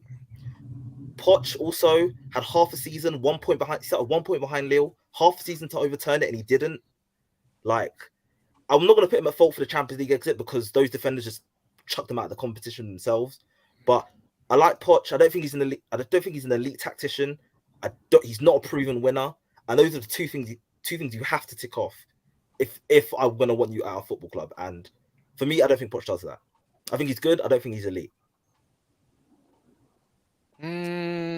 What about Big Sam? Big I'm not gonna watch fish and chips football, man. I look at the I've been talking about Graham Potter all week, and I'm not confused. It's very obvious to me. He's got 2 games to save his job. Fabrizio spoke about it. Matt Law spoke about it. And still there are some Chelsea fans like, nah, he'll be here until the summer. There's just no way this run of form can continue. It can't continue, Terry. We're gonna be in a relegation scrap if we're not careful. No, exactly. Long may it continue. Long may it continue. The worst thing about Poch is, like, he's a good manager, don't get me wrong. I don't think he's a crap manager. I don't think he's shit or anything like that. I think he's a good manager, just not elite. But he's the perfect person that Bodie's going to want because Bodie wants a yes man. Bodie doesn't want someone who's going to push back against him, who's going to maybe like just shrug him off every now and again when he's not really getting what he wants or he's not really in the mood to chat to him. Because part of the reason Tuchel got sacked was results weren't great, even though I believe he needed time. Plus, the relationship he had with Bowley wasn't great. Like, Tuchel just wanted to coach on the training ground and be the elite tactician that he was. But Bowley wanted to do this old buddy thing, checking in with him regularly, and Tuchel wasn't really feeling it. So Poch is the kind of guy who's going to be a bit of a yes man. Like, he'd agree to practically everything Tuchel. Literally, this guy hasn't smiled for an hour. Yeah, I don't remember the last time I saw Patrick smile. Be so honest, man. It's okay, bro. Pochettino is literally. I think Pochettino is literally your worst bet. Why? I think if there's anything that shows what these players respect are winners. Pochettino is not a winner. Yeah, we need winners, He's a bum. He's a bum. Like, nowadays, he's a bum. Like, that's the way. Like, come on, you're going to be too far. Okay, no. All right, you told me one sec. Sorry, Patrick, tell me his achievements right now. Really? You know his achievements. Do you know what I mean? No, I don't know his achievements. For someone who doesn't know his achievements, please enlighten me and educate me. He won the easiest league in the world. What else did he do? I think he won a cup over there as well. Anyways, back to my point. You need a proven. I think you need a proven winner in my opinion. He also won a trophy at Espanyol, if I remember correctly. and he also saved them from relegation. But he's not a bum. To say he's when a a bum, man is getting not linked to when a man is getting linked to Leicester City and Aston Villa, bro, there's levels to this. Roy, you need a proven winner, I think. Yeah, but he was also linked to Man United at one point, right? Yeah, but and look how bad and deep we were, bro. We were starving. By the way, he didn't win a trophy in it says on his Wikipedia page under honours as manager, nothing at Espanyol, League Cup runner-up with Spurs, Champions League runner-up with Spurs, Ligue 1 in 2022. He won the Coupe de France and the Trophy de Champions. Is that he won the French Community Shield? That's the equivalent of Ole Gunnar Solskjaer's record of what he's won as a manager with Mold. Ole Gunnar Solskjaer won back-to-back league titles, bruv. Poch isn't a bum. He's a good manager. He's just not elite. People just say things for clicks now. No, I'm not saying that for clicks. He's a bum, bro. If he ain't won a man, if he ain't won anything, he's not good. He's not, bro. He's getting outdated as well, for me, in my opinion. You can tell that. He's not the kind of guy that Bowley would go for because he's a yes man. No, he needs to go back to Southampton or something, man. Does that not worry you? Sorry, does that not worry you, Roy, that your owners are looking for yes men managers? 100%, bro. Like, I want someone who is either their way or the highway. Okay, maybe not to the quite the extent of Conte, where it's literally him or he's going to throw it towards that pram and leave.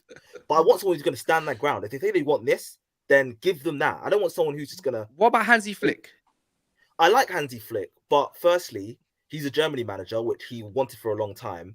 And the next Euros is being held in Germany. He's not leaving. He's not leaving Germany for a home Euro. I kind of forgot about that. But just on your point, I just want to stay on that point for a minute about the yes men thing. I mean, that's how you Chelsea peeps are feeling. We've seen it at Man United, like how bad a yes man can make a situation. It does not work at all, especially if Bowley's running the show. Because for me, Bowley was meant to be running the show very temporarily until your new manager was in place, your board were in place, your sporting director. I think we've seen the sporting director. Once we've got, because we don't technically have a sporting director yet. So once we get that, I think Bowley will probably hands off and just be signing the checks. Yeah, fair enough. Yeah, it's just rowing times at the minute. But look, for me, I think Luis Enrique is, out of all the available managers, I'm taking him first choice. Well, okay, he's the right guy to go and get, in my opinion. What about Mancini? He might be a decent fit. I like Mancini. It's not bad. Again, I just don't think tactically he's elite. Like, he did very well at City, and where else was he? He was Inter Milan as well. I'm pretty sure he did what he won league titles there, but I didn't. In 2023, I think in the Premier League when he was here, when he was in the Prem, like City were good. They won a league title, but they were kind of like every season they were a bit hit, a bit miss. And I think that you need to find a manager who can create some continuity. And I think, look, Luis Enrique with Spain's a great example. Look at the forwards. Like, he isn't accountable for the talent that Spain produces. He has to just put a team together with what he's got. And they still play some decent football. I actually think Luis Enrique is the best guy out there. We know Zidane, his wife doesn't want to live in England. So that's just one not to approach. I just sort of look at it like this with Chelsea. You've got to be really careful. Man United got this wrong twice in our history, where Pep was available, but we were like in the middle of situations. Firstly, we should have Fergie, if he knew he was going to go, we should have got rid of him a year earlier and got him in, or done something where we could have got Pep a year later. And then when Pep was available, like we were sort of in the middle of the LVG thing, and it's like we should have gone and taken Pep at that point and stopped him from going to City. I don't think Chelsea can afford to let Luis Enrique join a European or maybe even another team in England. You know, Liverpool might part ways with Klopp soon. You know, if you let him go somewhere else. You know, Man United in 2013 when Fergie retired, I remember doing a radio interview. That was Pep's sabbatical year, Terry. The year that Fergie left was Pep's sabbatical. They turned around, yeah. And if you actually think about it, what we should have just done is like promoted Rene Mullenstein for a year and kept the continuity. And a year later, you wait for Pep to come in, like good decision making. You should have got Pep. But I remember doing a radio interview and who should replace him. And I said at the time, there's only two managers I think over the next 10 years will be able to get anywhere close to Fergie in England. And I said Jurgen Klopp or Pep. They're the two managers we wanted. Yeah, I wanted Klopp. And we systematically missed out on them both. And I look at Luis Enrique now with who's available and who's attainable for Chelsea. Even if Potter was doing okay, I would sack him for Luis Enrique. Get rid of him. He's an upgrade. You know, if suddenly tomorrow, say City got relegated because they got found guilty of cheating and Pep was available, the vast majority of teams in the world, the vast majority should consider sacking whoever their manager is. 100%. Bringing him in because he is the best. If the best striker in the world is, if Haaland suddenly was a free agent, no matter who your striker is at your club, you've got to consider bringing in Haaland. He's that good. So I think Chelsea have got to do it irrespective, because if Luis Enrique joins somebody else, who else out there is of a world-class elite level that's going to be available in the next 2, 3, 4 years that will come Chelsea? There's not very many. There's a lot of up-and-comers. The thing with Chelsea is, I said this at the start, like when Bowley came in, like longer term, Bowley's not going to be spending the kind of money that he's spending or has done in the last 6 months. Chelsea will be running a self-sustaining model, pretty sure. They try to get ahead of it by amortizing all these player expenses over the next 7 years or whatever it is, you know, and they're banking on income and stuff improving. Chelsea are going to, and the recruitment people that you've brought in and the players you've brought in, they're all more geared towards an attacking, pressing style of football, which Potter's trying to implement. The trouble is, and this is what I said at the start, like the biggest cultural change that needs to happen at Chelsea isn't even really to do with the club. It's to do with the fans. Like the fans over the last 20 odd years have been spoiled rotten, right? And ultimately, if you're not going to be patient, like Man United fans, obviously and Liverpool fans over the years, there have been times when things have got pretty ugly and pretty bad. But generally speaking, we give managers time. Chelsea, I know Chelsea have tried to give him Potter time, but if you believe in him, and if Bowley believes in him, he's got to give him more time to see it through. Now, the question is, is all this money they've spent, have they spent it on good players or have they spent it on bad players? If they spent it on bad players, they are in trouble because they're not going to be splashing the cash anywhere like this in the next 3 or 4 years. No, that's true. We're not going to spend 300 million a window every window. No, that's just ridiculous. It's definitely not going to happen. We have some super chats here. First one says, next time I'll jump on, I'll explain why Poch fits best, is what Don says. Patrick might smile after that one. Maybe he will.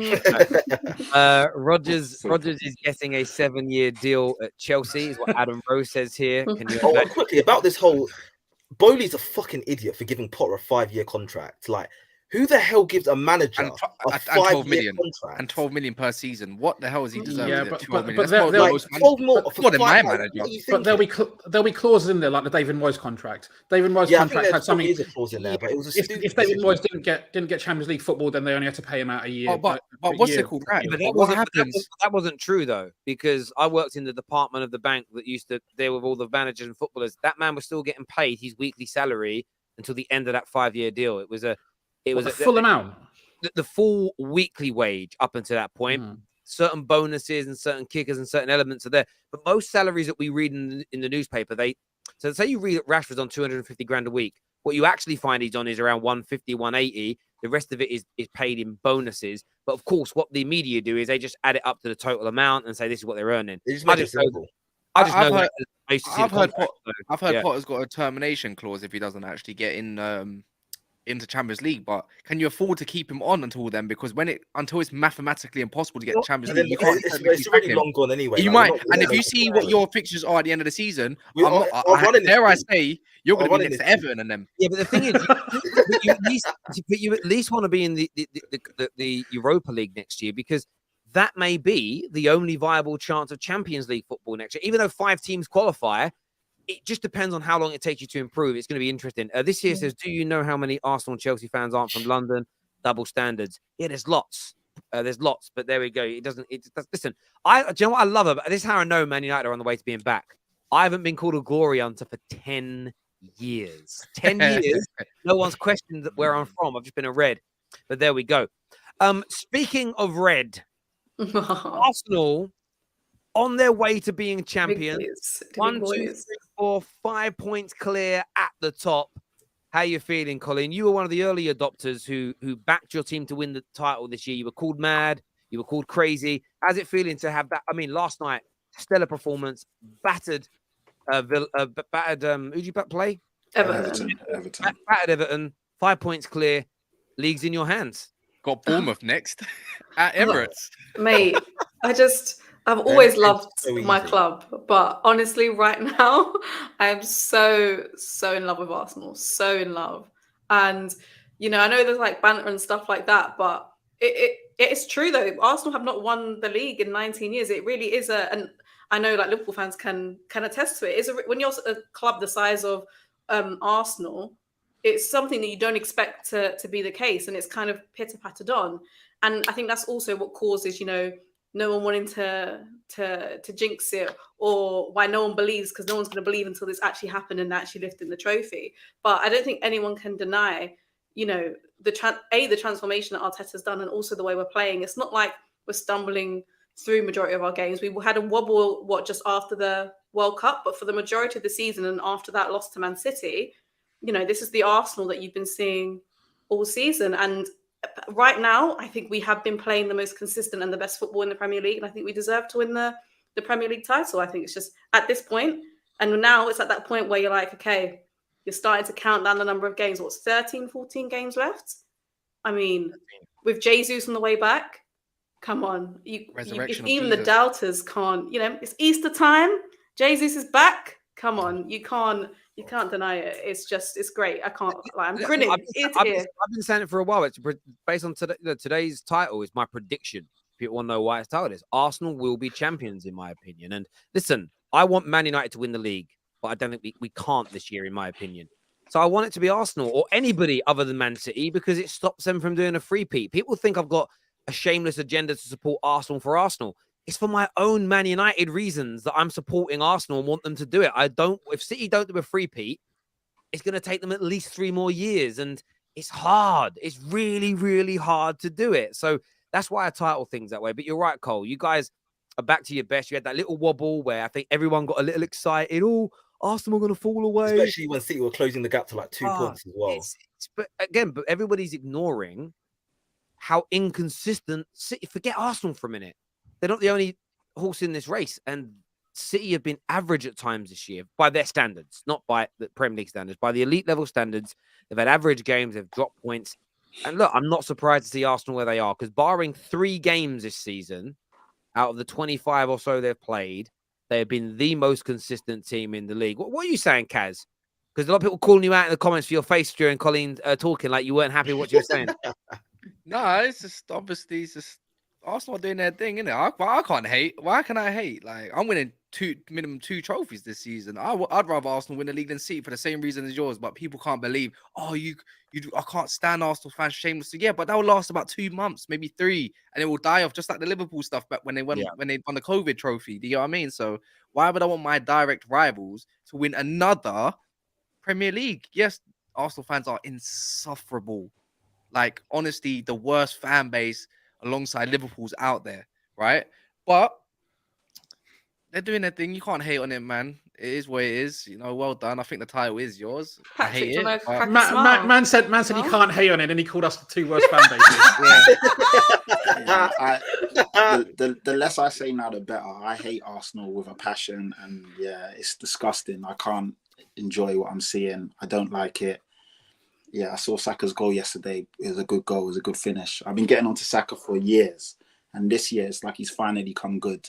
So all that hype. He's finally come good. He's been good for like 3 years. He's finally lived up to the hype. Yeah, he's been good. I know, but he's finally living up to the hype. That's the maddest thing. He's 21. Yeah, he's young. He's young. But the most painful thing about Saka is that he's going to get bought by a bigger club soon. No, it's not even that. It's the fact that this is a fellow Nigerian balling at the club I hate the most. You know how sick that makes me. It's horrible. But I'm just, I can't stand it. I'm with City this year. Shameless. City are my second club now. And I need City to win the league, man. Anyone but Arsenal. And I'm looking at City's fixtures. We're running out of games soon. They've got some favourable fixtures. Newcastle, Palace. Have you been to the Etihad yet, Colleen? No, we've got to go to the Etihad and Anfield. They're going to get turned over at the Etihad. No doubt about that. Yeah, but Man City also have to play Liverpool and also play Newcastle and also have to play some other teams as well. I'm going to make a prediction, though. I'm making a prediction. City, I believe, will drop points and draw this weekend to Newcastle. Nah, I wouldn't be surprised. They beat them. They beat them. I think Foden magic, man. Yeah, Foden has come back in the last few games after his ankle problems and gone, listen, you're good, Jack Grealish, but this is what real players do. We score, we assist, we create. The real star boy. He's angry with all the Saka shouts, so he's coming back. I don't know why Saka and Foden are being put up against the star boys. I think it's kind of stupid, personally.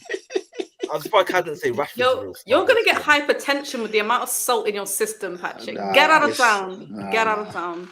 Come on, City, man. Come on. Stick to your star boy, Oliver Skip. Does anybody just? I want to talk about Saka in a bit more detail in a bit, guys. But in terms of the title, does who sees City doing it from this point? Who's like you honestly see City do it? Why, Patrick? Explain that to us, bro. Explain it. I just think that they've got the know-how, the willpower to do it.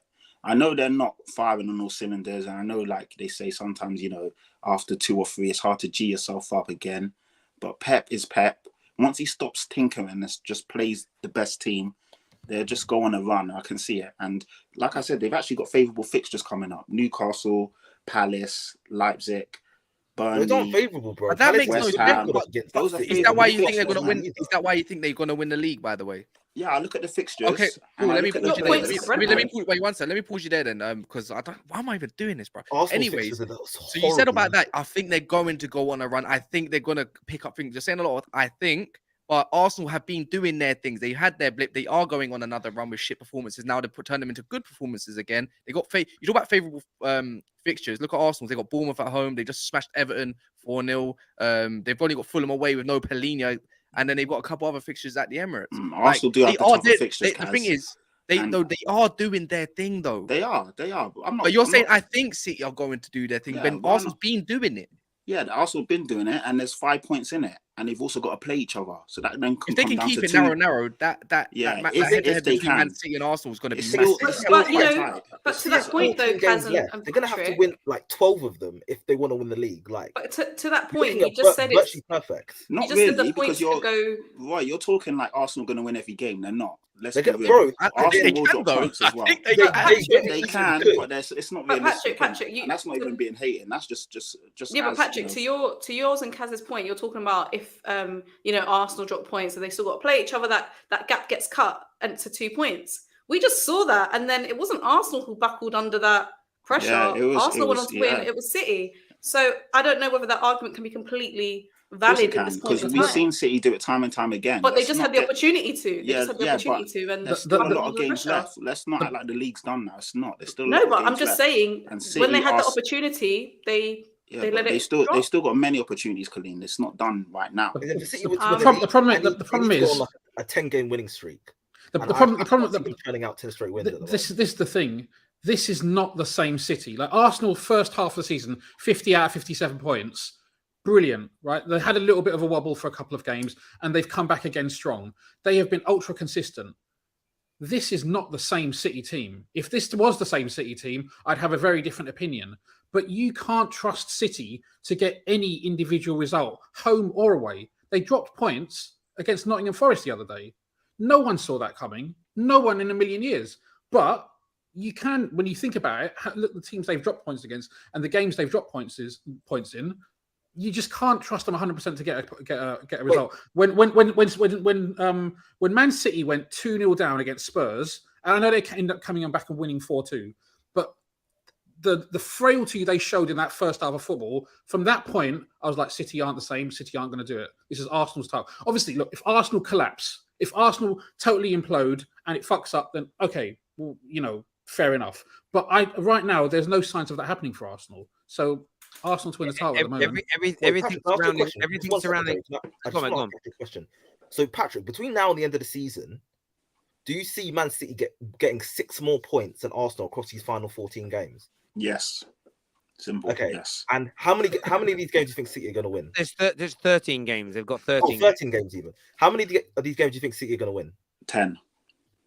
Okay, so if you think they're going to get 6 points more than Arsenal, you think Arsenal are going to win 8, which means you think they're going to drop points in 5 out of their 13 games, which is nearly half. It's possible. No. But you said that's what you think is going to happen. So you think that's going to happen? Yeah, I mean, I don't know. I haven't looked at it like for like. No, but Patrick, I'm explaining what you're saying. You said 10 wins for City, and to outscore them by 6 points, Arsenal need 8 wins, which means 5 out of 13 games where they drop points. That's what you're saying is going to happen. And that's where maths and realisticness comes in.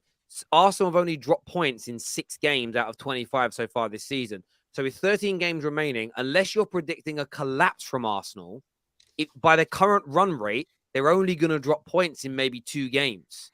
You know what? Football is crazy. Football is weird. If it was simple where we could just type the things into a computer, we wouldn't play the game because it would just literally be this team's going to finish there, that team's going to finish that. We've seen teams go on, we've seen teams implode. It can happen. But bro, that's why I trust Man City. That's why I'm not looking at the maths. That's why I'm not looking at the maths. I'm looking at the actual results and the actual games. So watching how Arsenal have played versus how City have played, Arsenal have been better. And then looking at their actual run rates, their actual wins, the tangible stuff, not the mathematics of it. Mathematically, Man United can still win the league. Mathematically, Spurs can still win the league. But is it likely, as it stands right now, that Arsenal are going to drop points in 5, maybe 6 of their last 13 games when they've only dropped points in 6 matches in the entire season so far? Personally, no. It's so unlikely to happen. People say that they haven't won a league title before. Do you know what? There's a couple of players in their squad that have. To be fair with you, but they'll be fine through that. Do you know who have won league titles before? Arsenal fans. Arsenal fans, especially match-going Arsenal fans, they're older. The fans will get them through.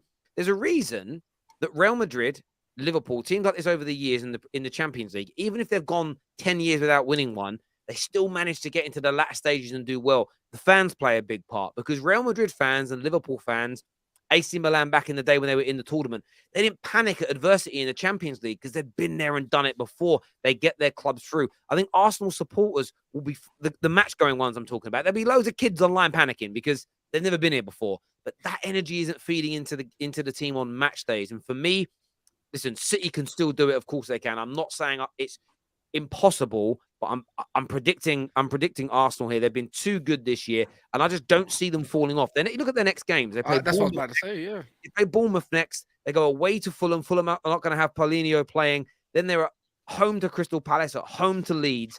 But I look at it honestly. I think they win their next 3 of their next 4 games. They absolutely win without a shadow of a doubt in my mind. Then they're away to Liverpool, which is a tough game.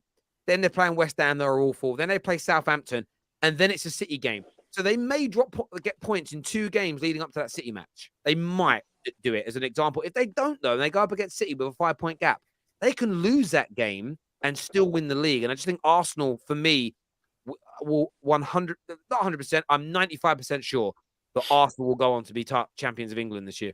90%. Yeah. 95%. Everything you said about the fans is the same for City. City's fans are there home and away, cheering on their team. They've been there, done that. And when you look at their fixtures, they're all winnable as well. So I'm not panicking. I'm not panicking at all. City will win the league. I get that. But again, I get it. But where we're not factoring in is they haven't been consistent all year. I'm not saying it's Arsenal fans that will make them win. I'm saying their consistency, their overall quality, coupled with their fans, they've got the 3-pronged attack. I just think City are missing that consistency right now. But we will see. We will see. We've got some super chats here. This says Arsenal has to meet Man City, but Man City don't have to meet Arsenal, is what Harold says there. I get what you mean. Also, before we play Liverpool, City play them. This is true. You know, there's some tough games there. Liverpool are on a resurgence as well. They can have a big say. Patrick says City have favourable fixtures and lists Newcastle, then Palace, a famous bogey team for City over the years. They've already dropped points to Newcastle this season as well. They have. Don't believe in Newcastle, man. Yeah, they beat Newcastle. Exactly. I don't know why people are talking Newcastle. They beat them quite comfortably. What, the same Newcastle that smashed you up at home? Yeah. and they've not been good still. And you know what's funny? When I said in that in the reaction, or when I came back on that Newcastle were, wasted time and they did all that, everyone's like, oh, you're being salty. And then they've been doing it all season, and now everyone's moaning about it. But yeah, teams are cottoned onto Newcastle. Man City will beat them, man. Come on. They should do. Zinchenko is Arsenal's most important player. I'm convinced if Tierney was starting, they would not be top. We would not be top of the league. The technical security and dominating control he brings on the ball is sensational, is what A. Dot says here. Thank you for that super chat. Robin says, anyone other than City tell, what about us? Obviously, a Liverpool fan. See, I said at the start of the season, this was going to be a very difficult year because I thought they'd be number 1, number 2. Because Liverpool would equal the amount of league titles they've got. City would be doing the 3-peat. I'd probably pick City doing the 3-peat because I don't want anyone having the same amount of trophies as us. And I don't think that's shameless. I think that's normal. Martin here says Arteta should be sending invoices to Chelsea for the all or nothing speeches they are using. Potter, shameless. Love it. Absolutely love it. You brought up Saka earlier, Patty. Do you not think he's world class? Right now, I mean,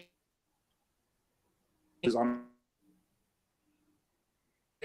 The football gods broke his Wi-Fi. Because they knew he was about to chat last, so they cut out his Wi-Fi there. Daniel Levy. Did I cut out? Yeah. Oh shit. Okay. Do I think Saka's world class? Right now, he's playing at a world class level, definitely. But is he world class? No.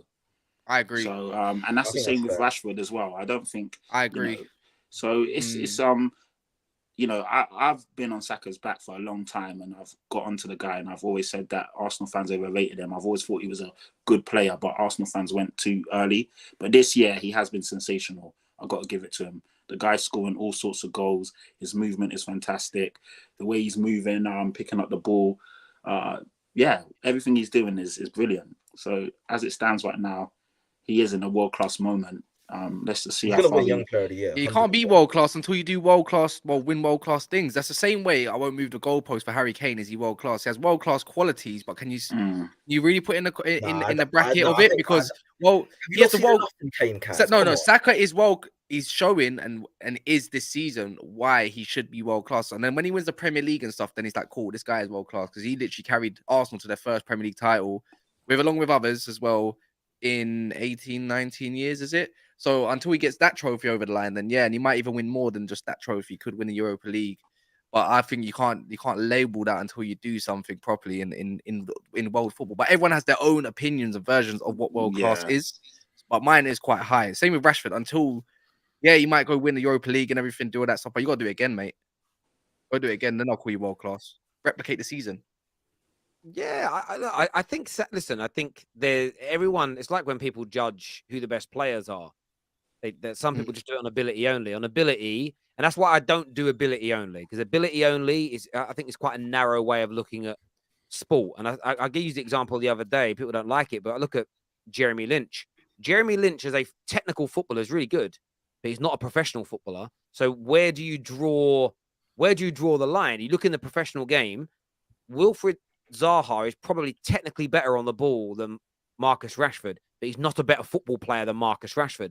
For some people, they focus on the ability and the skills and the technique and how good their first touch is, and that's an important element.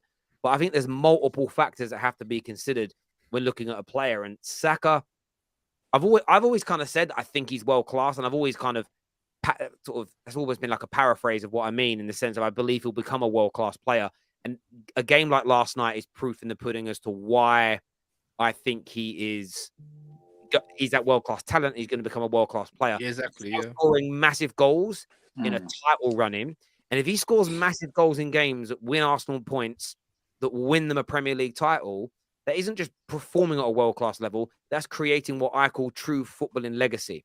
So the reason why I bring up the Jeremy Lynch thing is because football ability by itself isn't enough. And I use Jeremy Lynch as an example because he told a story once that he was told by Arsene Wenger when he was at Arsenal's academy, he was technically one of the best players at the football club, but he never went on to play for Arsenal. So I'm taking him at his word here. I'm not going to discredit the guy online. You can be technically the best player in the world. Doesn't mean you're going to make it as a professional football player. There's so many other elements that you need to your game: delivery, consistency, fitness, adapting to new formations, handling adversity when you're getting roughed up in a game, thrown around in a game, how you respond to an injury. There's so many different, how you react to just being in front of a live crowd. You know, you can be a player in training, you ball out, or when there's away fans are giving you abuse, or even your own fans kind of huff and puff in the crowd when you misplace a pass, how you react. There's so many attributes to football which are key. And one thing that Saka has, his mental strength, his fitness, his availability is out clutch of the world. And you bang on, Kaz. He has clutch tendencies. This guy, the amount of winners, the amount of equalizers, the amount of big goals, and he's 21. So people will say, well, we ain't done it in all these finals yet. He's 21. He's going to do it in finals. He's going to deliver in these big games. Saka is a tremendous, tremendous talent who, for me, moves beyond an ability conversation. Ability conversations are a little bit like, it's just like having butter on your toast. It's basic. Do you get what I'm saying? we're moving in towards a very well seasoned avocado smash here with some very nicely made scrambled egg on the side. You get what I'm saying? With a bit of salmon. Do you get what I'm saying? We're moving into elite level conversations here. Ability conversations is, for me, it's the TikTokers and average Twitter bots. Like, we're moving into proper football conversations. Do you know why you can't say world class though as well? Big games. Saka does. Saka is going to be a world class player. He's going to be for me. He's going to become an Arsenal legend as well. That's how good this young man is. He's class, but when you say world, you have to do it on a world stage. Yeah, that's it. That's it. That's literally it. You don't have to win the Champions League if you consistently do it. In Ibrahimovic never won the Champions League, I swear. No, he didn't. But you know when people, when people say the Premier League is the Super League, it is the best league in the world. Like, don't get me wrong. Yeah, obviously, if Arsenal start playing in the Champions League next season and stuff, and Saka's doing it on that stage, of course that's going to be unequivocal. But I don't think anybody can sit here and say that he's doing in the Premier League. That means he can't do it in the Champions League, or he's not going to do it because he's so young. He's so young. He's got so much more ahead of him. This isn't even his final form. He just played a World Cup as well. This is like Freezer waiting. You know what I mean? As well. Like, I look at it this way. I don't think it's all encompassing. So I don't think you have to. It can't be all encompassing, because if you had to have an elite record in the Champions League to be world class, R9 wouldn't be world class. R9 doesn't have the greatest record, goal scoring record. He hasn't won a Champions League, but we all recognize him as one of, not just world class. R9 is looked at as one of the integral, seminal figures in football. He's one of the GOATs. So you don't need to have won everything or have the best record in every competition, but it's about delivery in some and multiple, and winning things and still being clutch in your own way. Zlatan's a great example. No Champions League, but look what he's done domestically in multiple countries. He's a world-class football player. There's a comment I want to put up here from a City fan who says, there's two comments he puts up. Foden. Yeah, and I can't, again, I'm not even going to, he says here, he can play both sides, Foden clear, but Saka can play left and right and left back and right back at the same time. So that doesn't make any sense. But you also said, stop overhyping Saka. He's average and doesn't have any technical ability and doesn't have skill. That's just not true. You're legend sweet. You're definitely 12 years old, bro. I don't care what you tell me. The goal last night was the definition of technique, skill, and ability. The touch, the turn, and then with his weaker foot rifling it into the top corner. That is literally skill. Now, Saka might not have the same ability as Eden Hazard to dribble. He might not be able to do keepy-uppies like a freestyle footballer, but that isn't the only skill in football that makes you world class. Like, there's more than one way. Like, if it was based on skill only, then you'd all say Zidane, world class. But that then means that Frank Lampard and Steven Gerrard weren't, because they couldn't do what Zidane did. But there's more than one type of world class. Like, it's crazy conversations going on here. Normally, I think it's broken down into 4 areas: technical, tactical, physical, and mental. Broadly speaking, everything, all the different characteristics you mentioned, they can't fall into those categories. So yeah, look, okay, maybe he's not the strongest physically, but can he excel in the other areas to make up for that? Is he? I think Saka is strong, man. You can't knock him. I was giving that as an example. Okay, sorry. Not specifically saying that. Man. It's like Sterling's balance, man. You can't knock so what I'm saying is that just because you're not absolute 10 out of 10 in one area doesn't mean you can't compensate for that in the other areas of football and make up the difference and play at a world-class level and be effective and score goals and do whatever, like Saka he's an exceptional player for his age. And I think people who are England fans, I think everyone who's an England fan should be excited, and obviously Arsenal fans should also be excited because, yeah, he's on his way. Patrick is hating this. Nah, man, I don't mind, man. Give him their due. Patrick ain't hater. Yeah, it's like Bale when he was up and coming, man. That's the same level Saka can get towards his Bale level. Saka's an exceptional player regardless of his age. Like, let's be real.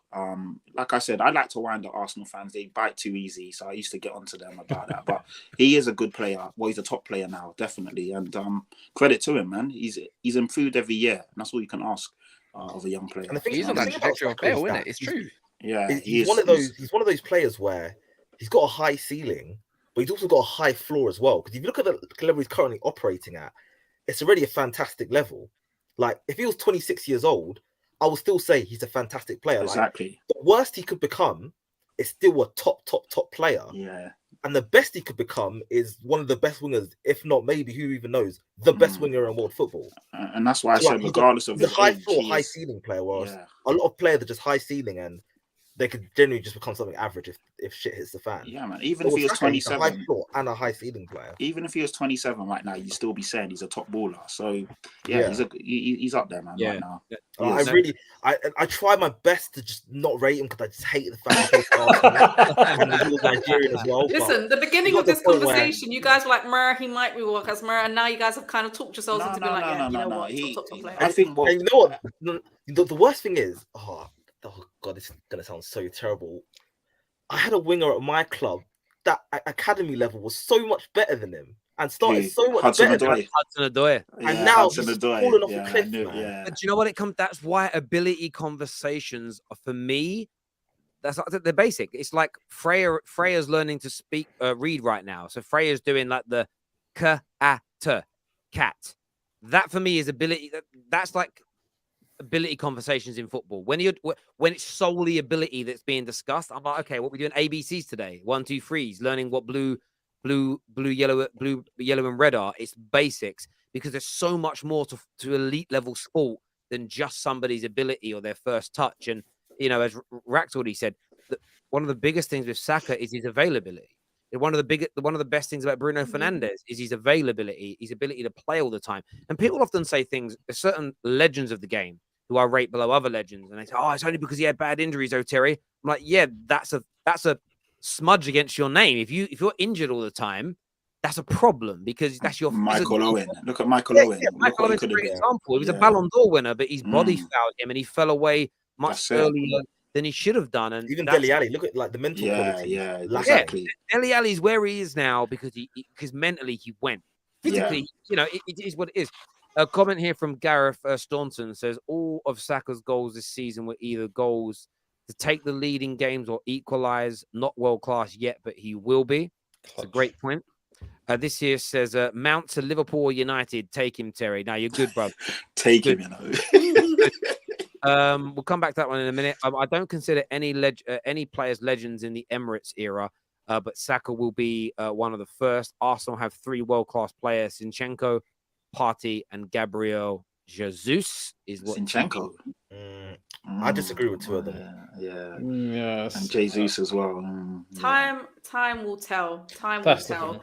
You then can't Partey, talk I can in hear the it, but moment. his availability is a bit problematic. But Zinchenko and Jesus, I'm not really hearing it. There's been a couple that have come close. It takes a lot to be, as you guys know, for top clubs, it takes a lot to become a legend. For me, my legends are winning Premier Leagues. They're competing at the highest level. No Champions League. Oh, okay, fair enough. No. Not him cracking up. For example, we've had world-class players like Alexis Sanchez, Mesut Ozil, and despite how they left, they were during their time with us. They were the best of what was going on in that Emirates era, but they're not legends. Do you know what I mean? That's fair enough. Yeah, I was going to say, any is that true? There aren't any Arsenal legends in the Emirates era. Like, I'm struggling to think of any. Ramsey could come close because he's got 4 FA Cups during our period. No, you need Prems, man. Bring me big trophies. No. I'm saying he could come close because he was there during that, like the period where we weren't winning. We weren't doing anything. I think age group plays a big part as well, because there's a lot of young Arsenal fans that don't remember or weren't born when they were winning these big trophies. So for them, that's why the Ozils was loved so much. That was the best player I've ever seen at the club. But they don't. It's a bit, it's a bit like when I talk about the greatest players the world's ever had. You sometimes forget about George Best and Platini and X, Y, and Z. You don't forget Maradona and Pele because they're strummed into you from a young age. Yeah, from a young age. But there's so many other players that you'll forget, and you in another 20 years' time, when another generation is dominating on this platform, you'll kind of look back and they'll be talking about their legends. Oh, they're better than anyone that's been at a club in 30 years. Anyone tries. You know what they'll say? They'll say how. They'll say, was Messi really that good? Was Maradona really good? They'll say that because they didn't I'll sit them down and watch the tapes. Kevin here says, on ability alone, Moussa Dembele is one of the greatest midfielders of all time. Talent-wise, he was ridiculous, and I'm an Arsenal fan. Yeah, but he isn't. If that makes sense. He didn't do it at the footballer, though. Fucking hell. He was a great footballer. Great, like technically gifted footballer, no doubt. Question for Roy: when Potter leaves, who do you think you'll be your next manager? Since Todd Bowley is a yes man and likes putting it in, who do you think will be the next manager? If I'm being honest, like I do think he's gonna go for someone like Poch, man. Deserby. Deserby. Go take Deserby. Did you hear the Brighton CEO? Did you hear? You know what they do? They'll sell him and then they'll take Potter back. They'll literally take Potter back. Coaching his team and sacks him after 6 months and goes back to Brighton to get the same coach and his coaching team. It'd be hilarious. And then they'll go get Potter back. And the Potter will be like Southampton, and they'll be like, "Oh, he's doing a pretty good job there." Like wife swap.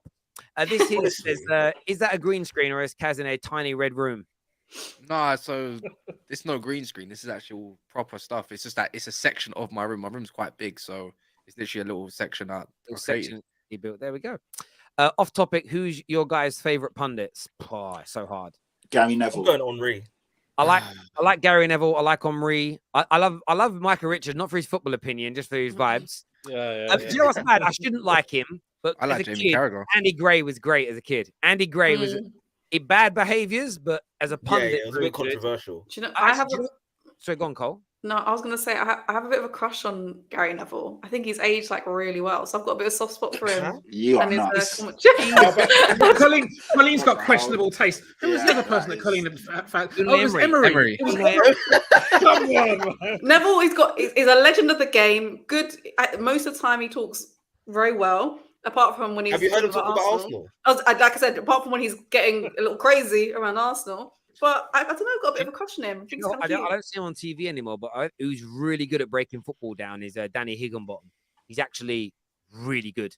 But because he ain't won anything, I've seen him on things before, but he often does. He'll often do he used to do like Carabao Cup games and stuff like this. But obviously, because he never won anything or he wasn't a big name, they never have him on the big shows. But honestly, like if he sat down with Roy Keane, I reckon in terms of breaking it down as an analyst, it'd school him. But you know what they're like now? Kevin Campbell. Kevin Campbell's all right.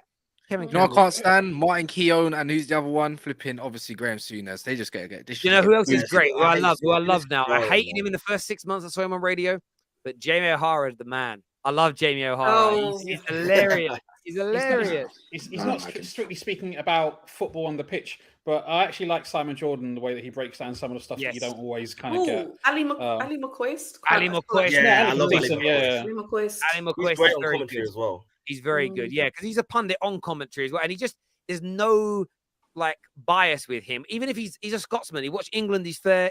Every team he's fair. Most pundits, you hear a bias in their voice. Do you get what I mean? And it's crazy. Robbie Savage just repeats himself over over again as well, man. This here says, would you want Jose back since he's linked to Chelsea? No. Listen, I want to say a big thank you to everyone that's tuned in today. Please hit the like button before you leave. Subscribe and click on the bell notification button. It's really important. Back tomorrow with more content for you. I don't know what it's going to be about. We'll see in the build up to the weekend, previews and all sorts of things. Of course, over the weekend, match reactions are back as well. So make sure you are all tuning in. Colleen, Kaz, Patrick, Rak, and of course, Roy the Boy. Thank you all very much for coming on and having your say. Until next time, everybody, look after yourselves. Take care. Goodbye. God bless. And we'll see you soon.